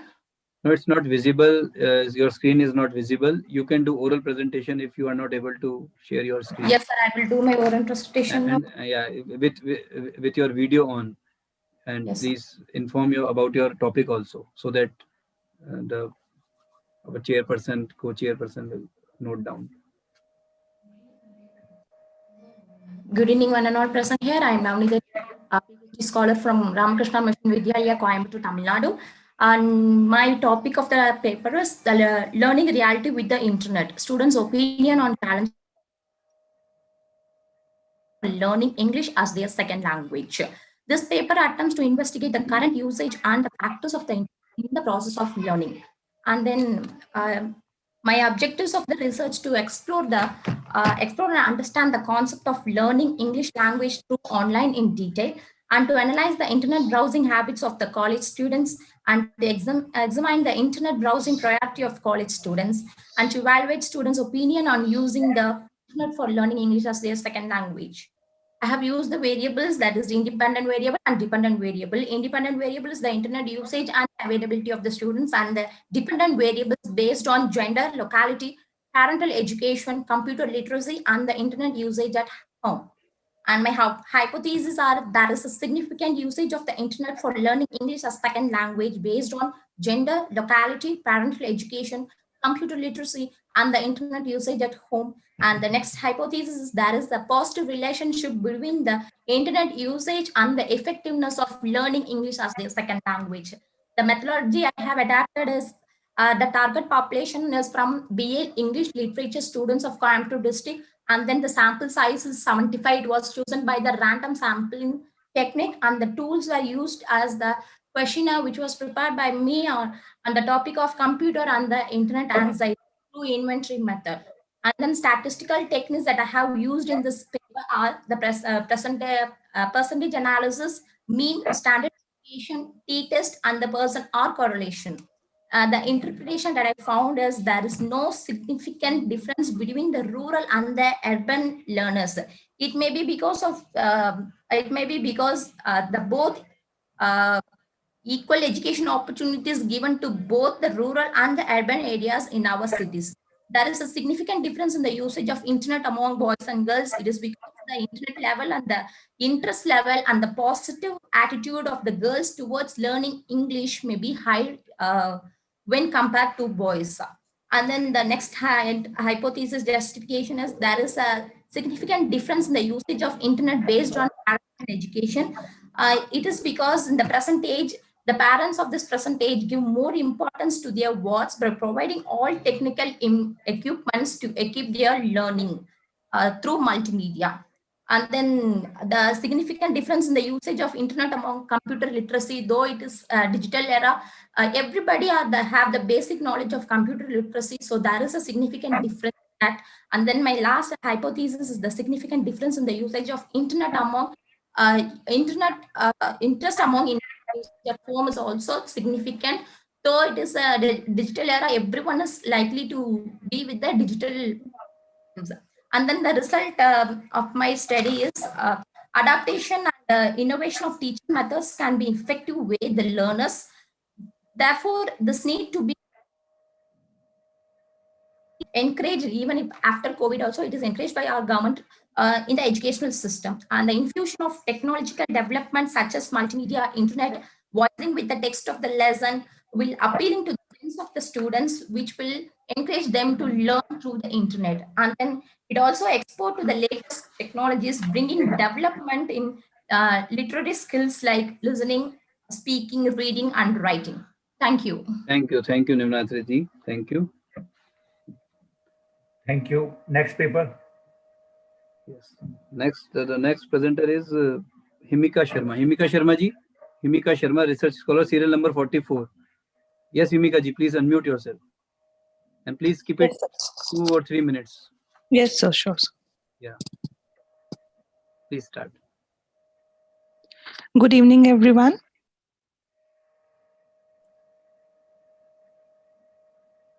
Make it a slideshow. Yeah. The topic for my the research paper, empirical study on stress among students during COVID-19. Due to the time constraint, I'm summarizing the whole paper in the form of an abstract. So COVID-19 has caused a significant distress around the globe. Apart from the physical problems, it has also caused serious damage to the people's mental health. Present study examines the psychological, physical, and the behavioral problems faced by students due to COVID-19.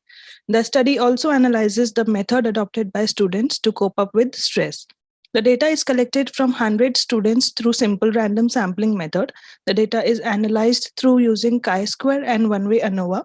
The chi-square reveals that there is no significant association between qualification of students and the psychological, physical, and behavioral problems faced by students during COVID-19. The results also reveals that effect of COVID-19 on the physical, psychological, and behavioral problems of students are same for all the age groups.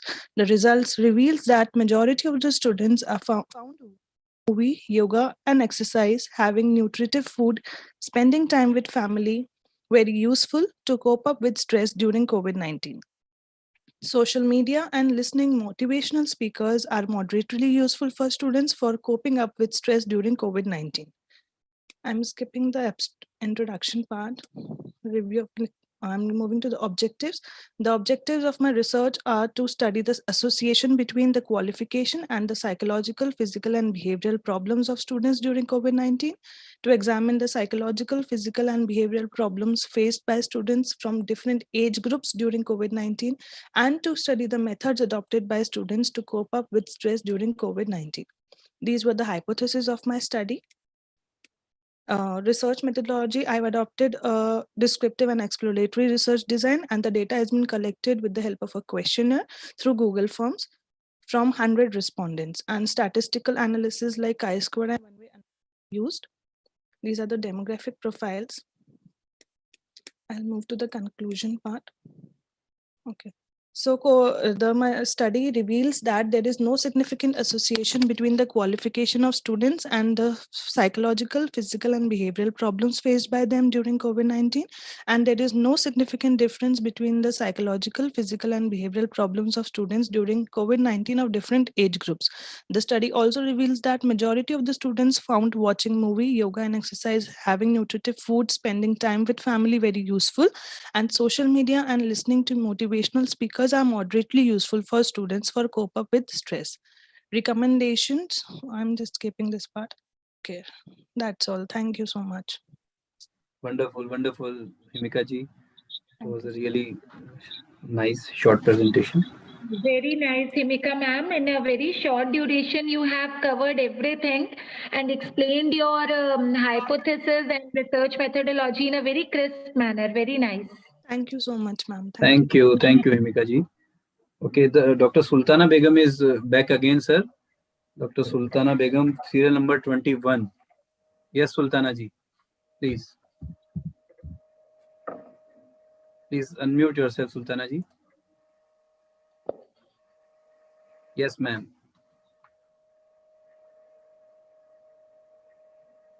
Yes, Sultana ma'am. Yes, Yes, ma'am. yes, ma'am. Yeah, please start.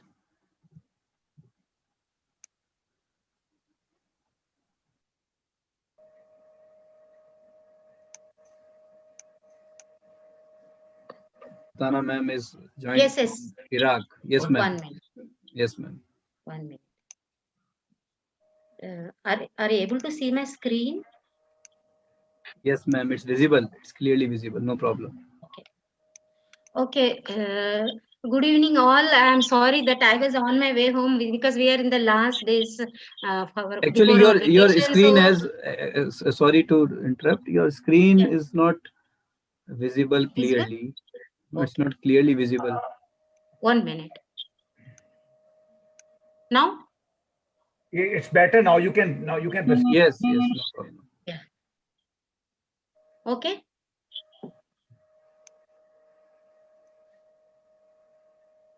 Yes, ma'am. Please continue. Yeah. So straight away, I would like to, my topic is related to gender equality and COVID-19, and I'm not going through my abstract and all. The main objective of this article is to explore on what areas the policy changes need to be introduced and suggest some recommendation with a special reference to India. Methodology adopted is to exploratory study. It's basically, recently UN has come out with the new data related to Human Development Index and Gender Inequality Index. And Gender Development Index, on that I started to explore, and this is a beginning for my empirical research which I am working for in the part of Iraq. But this one is related to India. This paper what I am presenting, COVID-19 crisis is a systematic human development crisis, compounding risk to progress towards gender equality. The pandemic has consequence hit a world whether wealthier than ever, but facing deep divides in human development. I'll not go much into all the things which I have worked through. Need for the study, even gender equality is part of the sustainable development goal. And there are some astonishing facts like due to COVID-19, there was food security, unpaid care work, violence against girls and women child marriage, and violence against women ever experienced, connectivity, internet users problem, education, all these things, all these factors are some or other form the basic for indices for our human development index. So when it comes to gender development index, it is the ratio of female to male HDI values, and inequality index is based on 3 dimensions based on reproductive health, empowerment, and labor market. The low GII value indicates low inequality between women and men, and vice versa. So India stands 131 out of 189 countries, and basically life expectancy, expected years of schooling, mean years of schooling, and estimated gross national income per capita are the indices in through which human development index is. So if we are able to fill the gap, or if we are able to increase or betterment of the gender parity index, then I think even in that is one area where human development index can be increased. So that is my main focus. So where you can find here India where it stands and under the 5th group category, and human development index also you can find the variance between men and women, male and female. There is a huge variance even in life expectancy. But coming to the gender inequality index also, you can find ranking 123 for India out of 169 nations on this category. This one is a very important one which you have to understand, is that COVID-19 pandemic has unprecedentedly shocked to the human development. If we see here where the variance every year, there is a growth. Only during the global financial crisis, there was a decrease in the human development. But when it comes to, when we see here to 2019 to 20, we can see that it has drastically decreased, and it is, the report is yet to come, but the preliminary changes and the impact has been released by UN. So this is a great big area where we have to work upon as an academician. Women are in the frontliners of COVID-19 response and face significant health risks. This is the data from UN latest reports where we compare low human development. And also share of female employment in non-agriculture by human development group is also, I am not explaining much on all these things because of the time constraint.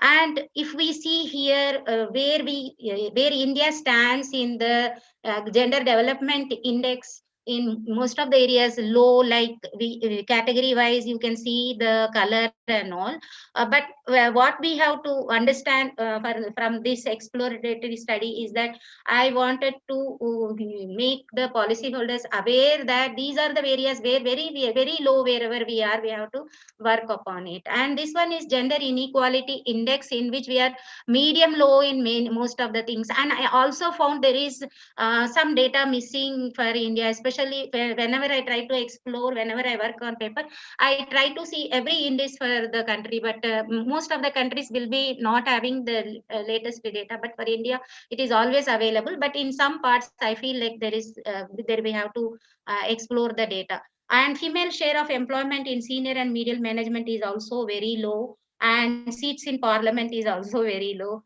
Coming to the conclusion regarding COVID-19 risk group, it is affecting anybody, though the virus affects everyone equally. Women are more vulnerable due to the lockdown situation, because over 243 million women worldwide have been affected after this because of the COVID-19. And education is where the ability to make decisions and act on them for the women is affecting education globally. And because of the school closures and lockdown, 10 million girls in secondary school will be out of school due to this crisis. So I have few recommendations, and based on this, this is thank you very much for the opportunity. Ma'am, you collected data from India.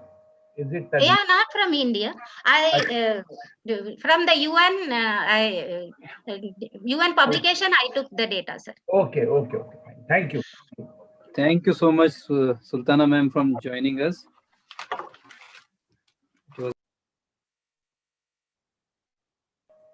Yes, now the next presenter is Sheetal Shukla ji, Assistant Professor, Aditya Institute of Management Studies and Research, Thank you, Aarti Chopra ma'am. With her co-author, Mrs. Supriya Harish. Nice. Serial number 48. Yes, Sheetal ji, please unmute. Ma'am, please unmute. Hello. Yes, Hello. ma'am. Yes, ma'am. Yes, ma'am. So my just a second, sir.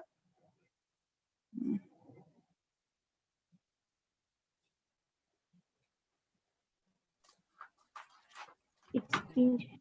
Yeah.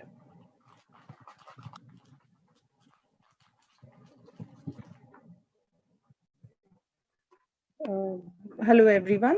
Are you able to view my screen, sir? Yes, ma'am. Yes, ma'am. Please continue. Yes, sir.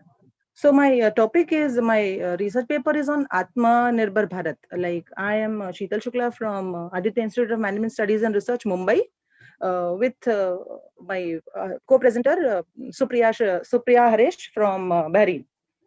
So this paper is on Atma Nirbhar Bharat, a lesson to be learned from Swadhyay movement. Now, what happens is today everybody is talking about problems faced due to COVID-19 pandemic. Everybody is discussing about all problems faced, and governments are in a fix now what to do. Correct. So government have already announced relief packages, but still, I think as we all know that everything should be running on their own. That is, we are talking about self-reliant society. Prime Minister Narendra Modi ji is talking about Atmanirbhar Bharat, a self-reliant society. So what it can be the solution? So this paper is suggesting a solution for Atmanirbhar Bharat. I have taken research from all secondary research. Actually, I was a part of this movement once upon a time. So had a lot of information about it. So here I present Swadhyay. When we talk about Swadhyay movement, was started by Reverend Pandurang Shastri Athavale, and he has done some experiments in India, mainly Maharashtra and Gujarat. And these experiments are for Atmanirbhar society. So the society has become Atmanirbhar. Socio-economic, cultural conditions have in rural and coastal areas of Maharashtra and Gujarat have been improved due to this. Okay, and the society has been uplifted. So the objective of study is to study socio-economic conditions of rural as well as coastal areas of Maharashtra and Gujarat, with special reference to agricultural and fishermen communities, to study the experiments of Swadhyay movements, and to study the socio-economic impact of these experiments on rural as well as coastal areas of Maharashtra and Gujarat. So there are a lot of experiments of Swadhyay which are called as prayogs. But over here in this paper, we have only discussed about Yogeshwar Krishi, Sri Darshanam, and Matsyagandha. Now there are around 3,300 Yogeshwar Krishis all over the world today.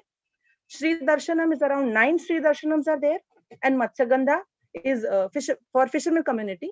There is one boat. Let us talk about the prayogs in detail. I think we don't have much more time, but at least I will discuss one prayog in detail so that other prayogs are on other experiments are on the same basis actually. When we talk about Yogeshwar Krishi, it is cultivation of a rented plot of land in a village. So over here, Dadaji, the Reverend Pandurang Shastri Athavale, Dadaji talks about Shram Bhakti, that is divine labor. So if a person is doing Ekadashi fasting, like Hindus do Ekadashi fasting, so instead of Ekadashi fasting, go to the farm and give 1 day labor, 1 day of labor, that is divine labor, which is called as Shram Bhakti. And that way, everybody works on the farm. After everybody working on the farm, 1 day, at the end of the month, whoever is needy will get something as a prasad. That is the economic benefit as prasad. So no one feels inferior, and an impersonal wealth Ma'am, is. please, Yes? ma'am, please, can you come to conclusions? Sure. Yeah. Sure, sir. So this talks about impersonal wealth being created in the society, growth and development of villages without government help, no government help required, no social work required, no one feels inferior, and the society is uplifted. So the finding and conclusion talks about such models can be used all over India in villages and towns to reach Prime Minister Narendra Modi's Atmanirbhar Bharat appeal. I think the whole paper needs to be read or properly to understand the experiments. This is just a small attempt. Thank you so much, sir. Thank you, ma'am. Next paper, please. Thank you, ma'am. Thank you, Sheetal ma'am. Thank you. The next presenter is the serial number 52, Hanumant Singh. Yes, Hanumant ji, please unmute. Hanumant ji, yes, please. And please, Hanumant ji, please keep it short. Hello, only for 1 or 2 minutes. Hanumant ji is research scholar, Rajniti Vigyan Vibhag, Kumaऊं विश्वविद्यालय, Nainital, Uttarakhand. Yes, Hanumant ji. जी sir, आवाज आ रही है sir मेरी? आ रही है, निष्कर्ष बता दीजिए आप प्लीज. बिल्कुल सर आ रही है, आप निष्कर्ष बता दीजिए. जी निष्कर्ष जी, मेरा पेपर है स्वच्छता आंदोलन, स्वच्छ भारत मिशन एक जन आंदोलन. तो मैं यही कहूँगा कि अब तक जो प्रयास हुए हैं स्वच्छता की दिशा में, मुझे बताने की जरूरत नहीं कि काफी इस कोविड-19 की सिचुएशन में काफी इफेक्टिव रहे हैं. तो निश्चित रूप से इस आंदोलन ने बहुत बड़ी भागीदारी निभाई है लॉकडाउन जैसे टफ सिचुएशन में लोगों को अपने घर तक रोके रखने में, और काफी हद तक इस बीमारी को रोकने में भी बहुत महत्वपूर्ण भूमिका कही जा सकती है.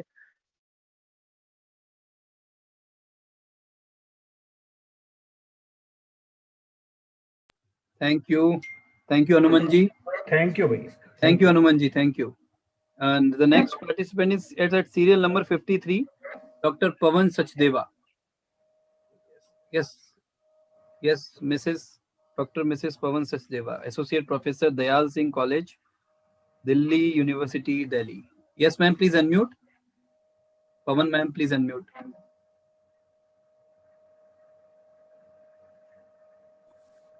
Yes, ma'am, please start. तो अनम्यूट हो ही नहीं रहा. हो गया क्या? हो गया मैम, हो गया.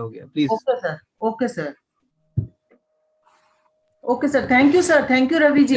Thank you ma'am. Please continue. Wait किया मैंने. सभी को मेरा सादर नमस्कार. सर आप मुझे समय 2-3 मिनट का देंगे क्योंकि मेरा जो विषय है. मैम आप करिए कंटिन्यू, कोई दिक्कत नहीं है, आप 2 मिनट बोलिए, नो प्रॉब्लम. दो मिनट ही मिलेंगे. हाँ, प्लीज आप स्टार्ट. आपके ये 2 मिनट 2.5 मिनट कर देते हैं. 2.5 मिनट. वाह sir. Anil sir, thank you so much. Thank you sir. Thank you so much sir. सबसे पहले तो मैं आप सभी का बहुत बहुत अभिवादन करूंगी इस चीज के लिए. अनेक धन्यवाद करूंगी कि आपने इस कॉन्फ्रेंस में, अंतरराष्ट्रीय स्तर की कॉन्फ्रेंस में आपने मुझे मौका दिया बोलने का. और मैं सच में समय कम लूंगी, मुझे मालूम है समय अभाव है, लेकिन सबसे पहले तो लोक संवरण मुझे ये हो रहा है इस चीज के लिए कि मैं बिना सराहना किए बिना नहीं रह सकती. एक तो आप लोगों ने इतने अच्छी तरह से इसको की व्यवस्था जो की है, ये सराहनीय है सर. सराहनीय. इसमें जो sir doctor jolly Sahni ji का एंड दीपिका जी का जो प्रेजेंटेशन था वो काबिले तारीफ है. तो मैं लोक संवरण नहीं कर पा रही कि मैं उनकी अपने आलेख को छोड़ के मैं उनकी सराहना करूंगी. रीजन कि हमें ना केवल मतलब वो सूचनात्मक नहीं था खाली. डॉक्टर जॉली आपको सुन रही हैं. And very good sir. Very good sir. She is still with us. उनका इतना इंफॉर्मेटिव था एंड इतना उपादेय यानी यूजफुल है हमारे लिए कि हम सच में उसको अपने लिए भी यूज करेंगे, न केवल अपने लिए बल्कि अपने स्टूडेंट्स को भी बताएंगे. और एक्चुअली ये टीचिंग लर्निंग मेथड को बता रहा है हमें कि हमें अपने लिए नहीं यूज करना. तो मैं अब आ जाती हूँ अपने लेख पर. मेरा लेख क्योंकि इंग्लिश में नहीं है, हिंदी में है. मानव सभ्यता के विकास में शिक्षा का योगदान. और आप लोगों का अनेक धन्यवाद कि आप मुझे मौका दे रहे हैं अपने इस रिनाउंड कॉन्फ्रेंस में मुझे बोलने के लिए. तो मैंने अपना, जैसा कि शीर्षक से स्पष्ट है कि मानव सभ्यता के विकास में शिक्षा का योगदान, तो मैंने इसको मानव सभ्यता से जोड़ा है. शुरू से इससे लिया था क्योंकि इतना डिटेल में पढ़ने का समय नहीं है. तो मैंने जो वेदों से लेकर के रामायण तक की हमारी शिक्षा पद्धति थी, या जो हमारी तक्षशिला की या नालंदा विश्वविद्यालय इत्यादि की जो शिक्षा पद्धति थी, उससे मैंने जोड़ करके आपको इसका एब्स्ट्रैक्ट भेजा था। तो वहां से चिंता शुरू होती है कि वो हमारा विकास जो था प्राचीन काल में, जो शिक्षा हमारी थी और किस तरह से हम उसका अनुकरण करते थे और किस तरह से हम गुरु के चरणों में बैठ करके अपनी शिक्षा ग्रहण करते थे और एक प्रशंसनीय भाव रहता था, गुरु शिष्य संवाद रहता था। ये सारी जो का उल्लेख जो है मैंने अपने आलेख में किया था, जिसका डिटेल में पढ़ने का यहाँ समय नहीं है, लेकिन मैं ये जरूर कहूंगी कि जो शिक्षा है वो हमारे अंदर विनम्रता लाती है, उससे विनम्रता आती है। तो मैं ये जरूर एक श्लोक पढ़ूंगी कि विद्या ददाति विनयम विनयाद याति पात्रताम पात्रत्वात् धर्मापनोति धनात् धर्म तथा सुखम। तो ये जो चीज है हमारे अंदर की, हम इससे नकार नहीं सकते हैं। सच में जितने जितने हम शिक्षित हो जाते हैं, हम अपने शिक्षित लोगों को देख रहे हैं, हम जैसे उनको समझ रहे हैं, तो ये बहुत ही पोलाइट एंड विनम्र लोग हैं जो हमें सिखाते हैं कि सादा जीवन कैसे जीना चाहिए। लेकिन आज की जो शिक्षा है वो हमारे को एक चिंता, हमारे लिए एक चिंता का विषय बन जाती है। और वो मैं सभी उन सूत्रों को छोड़ते हुए, क्योंकि समयाभाव है, उन सूत्रों को छोड़ते हुए सीधा इस बात पर आती हूँ कि आज की जो शिक्षा है उसमें उसकी गुणात्मकता में तेजी से ह्रास हो रहा है। और वो ह्रास क्या है कि स्टूडेंट्स के अंदर, विद्यार्थियों में एक प्रतियोगिता की भावना आ जाने से, एक कंपटीशन आ गया है उनके अंदर, तो उनके मन में कटुता, दुख का भाव, ईर्ष्या, द्वेष, जो ये वैमनस्य हैं, ये एक्टिव हो गए हैं, ये सक्रिय हो गए हैं उनमें। और उनके अंदर जो सहनशीलता है, सहिष्णुता जो है, उसकी भावना दुर्बल होती जा रही है। मैडम आपका सुझाव क्या है भाई, सुझाव दे दीजिएगा ताकि इसको वाइंड अप करें। सर मैं यही बता रही हूँ कि उनके अंदर जो करुणा, प्रेम, जो हमारे जो संस्कार हैं वो कम होते जा रहे हैं। तो ऐसी शिक्षा, मतलब गुणवत्ता, वो इस तरह की गुणवत्ता पर यकीन करने लगे हैं शिक्षा की, कि जिससे कि उनकी, मतलब उनका जो ध्येय है, उनका जो लक्ष्य है, वो परीक्षा, अंक प्राप्ति, प्रतिस्पर्धा, व्यवसाय, इस तक सीमित होकर के रह गया है उनका। तो हमें एक शिक्षा को नए आयाम देने होंगे। हमें ये बताना पड़ेगा कि ताकि विद्यार्थी पुनः संस्कारित हो सकें, इस कंपटीशन में ना जाएं। हमारी जो शिक्षा है, जो आज की जो शिक्षा है, वो हमें भौतिकता की ओर ले जा रही है। भौतिक उन्नति में तो हमारी सहायक है, लेकिन आध्यात्मिक जो शिक्षा है हमारी, जो प्राचीन काल की शिक्षा है, वो हमारे मानसिक स्तर को। Thank you madam, thank you, thank you. Thanks a ton sir, thanks a ton Modi sir, Aarti ji, सभी का अनेक धन्यवाद। Thank you Pawan ma'am, thank you, thank you, thank you. The next participant is thank you Satyanarayan Khinchi ji. Yes Satyanarayan ji, please unmute yourself. Serial number 54। हाँ जी सत्यनारायण जी, सत्यनारायण जी अपना video on कर लीजिए आप please. हाँ जी मैं सत्यनारायण खींची, राजकीय महाविद्यालय टोंक। आज जो मेरा विषय है कोविड-19 और भारतीय अर्थव्यवस्था। जैसा कि आपको पता है कि 1930 की मंदी के बाद भारत में जो ये मंदी का अवसाद हुआ है, इसके अंतर्गत हमारे देश की अर्थव्यवस्था इससे काफी प्रभावित हुई है। हमारी देश की अर्थव्यवस्था में कंस्ट्रक्शन में लगभग 50.3%, ट्रेड एंड होटल्स में लगभग -47% और मैन्युफैक्चरिंग में 39.3%, इंडस्ट्री में 38.1% और माइनिंग में 23.3% डिक्रीज हुई है। इसके अंतर्गत मैं यही कहना चाहूंगा कि इस कोविड-19 की वजह से हमारी अर्थव्यवस्था पर बहुत बुरा प्रभाव पड़ा है, लेकिन जो हमारे आत्मनिर्भर भारत अभियान के अंतर्गत श्री नरेंद्र मोदी ने जो हमारे लिए प्रयास किया है, उससे इस महामारी को जूझने और इससे निजात पाने के लिए काफी बेहतर प्रयास होंगे। लगभग 12 मई 2020 को 20 लाख करोड़ का जो विशेष आर्थिक पैकेज की जो हमारे माननीय प्रधानमंत्री जी ने घोषणा करी, उससे जो इस कोविड-19 के दुष्प्रभाव, इससे काफी हद तक हमें इससे निजात मिलेगी। WHO के 222 देशों के सर्वे के अनुसार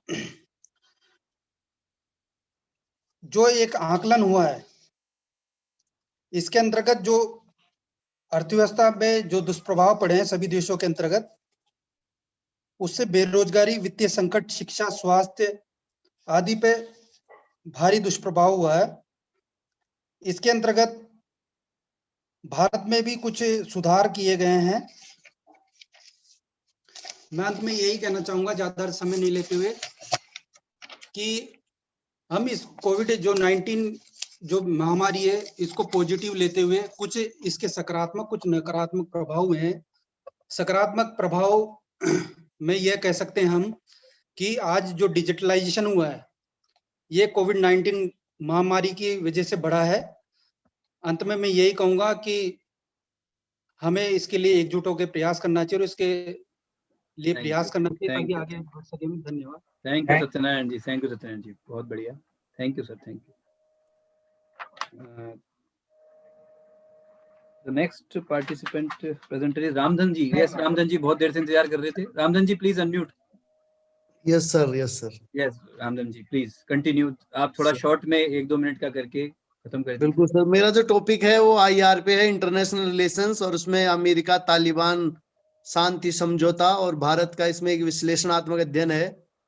इसमें जो है, जब अमेरिका पे हमला किया गया 11/9/2001 को, तो हमारी अमेरिका जो जिसने शरण दी थी आतंकवाद को, उसी पर हमला हो गया और इससे आतंकवाद को शरण देने वाले अफगानिस्तान में तालिबान के शासन पर हमला करने का अमेरिका ने 2001 में फैसला किया।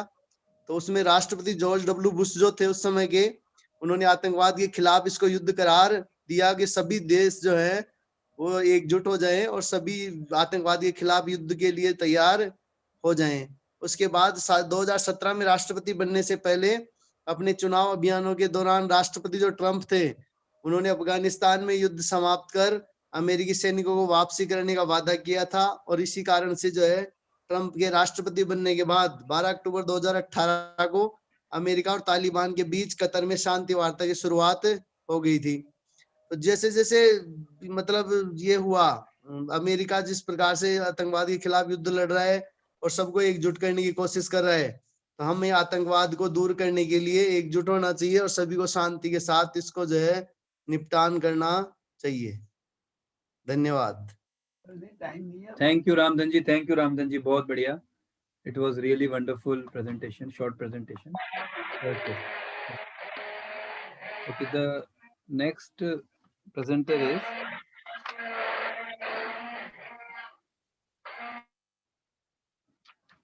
the next presenter is Sher Singh ji. Yes, Sher Singh ji, please unmute. Sir, actually Sher Singh ji is not in the list, so please you can write down Sher Singh ji. He is research scholar. Yes, Sher Singh ji, please. Yes. आप short में बिल्कुल Sher Singh ji, short में आपके लिए 1 minute. And इसके the one more participant, the last participant after Sher कोशिश Singh. करूंगा। Yes. Sir, मेरे शोध पत्र का जो विषय है, कोटा जिले के कृषि विकास में प्रयुक्त विज्ञान और प्रौद्योगिकी का प्रभाव। प्रस्तुत शोध में कोटा जिले के कृषि विकास में अनुप्रयुक्त विज्ञान और टेक्नोलॉजी के प्रभाव का आकलन किया गया है। कोटा जिला राजस्थान के दक्षिण पूर्व भाग में स्थित है। जिले का कुल क्षेत्रफल 5217 वर्ग किलोमीटर है। राजस्थान में कृषि प्राथमिक रूप से यहाँ वर्षा पर निर्भर है और एवं प्रति हेक्टेयर उत्पादकता यहाँ पर कम है।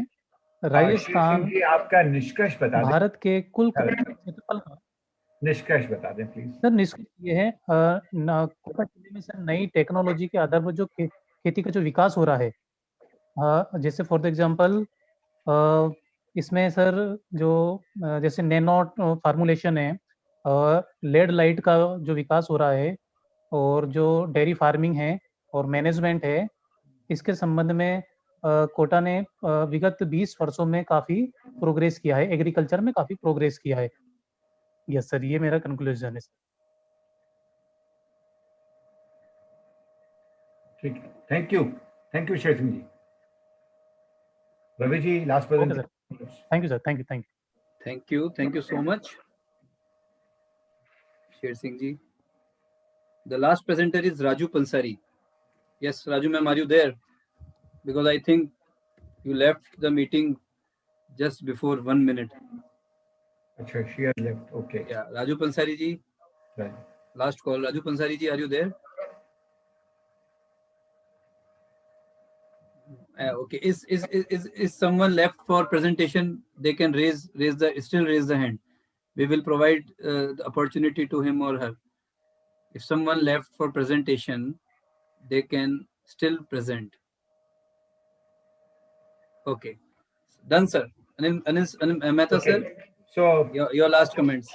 Your and Aarti ma'am, please. let me now sum up. It was really a great session in which we have heard variety of speakers on variety of subjects from different parts of the country. I must congratulate all the participants who have participated in this wonderful international webinar. Presentations were very good, no doubt. Of course, there might be several reasons due to that.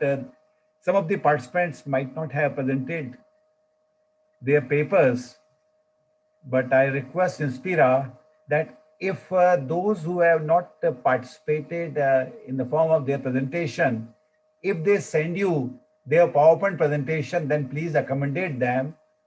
And sure, sir. Sure, sir.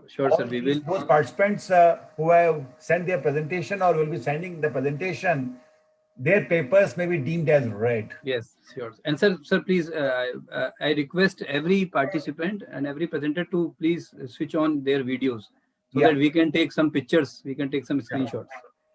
Please start your videos. Yes, sir, please. So before Dr. Aarti may sum up after me, let me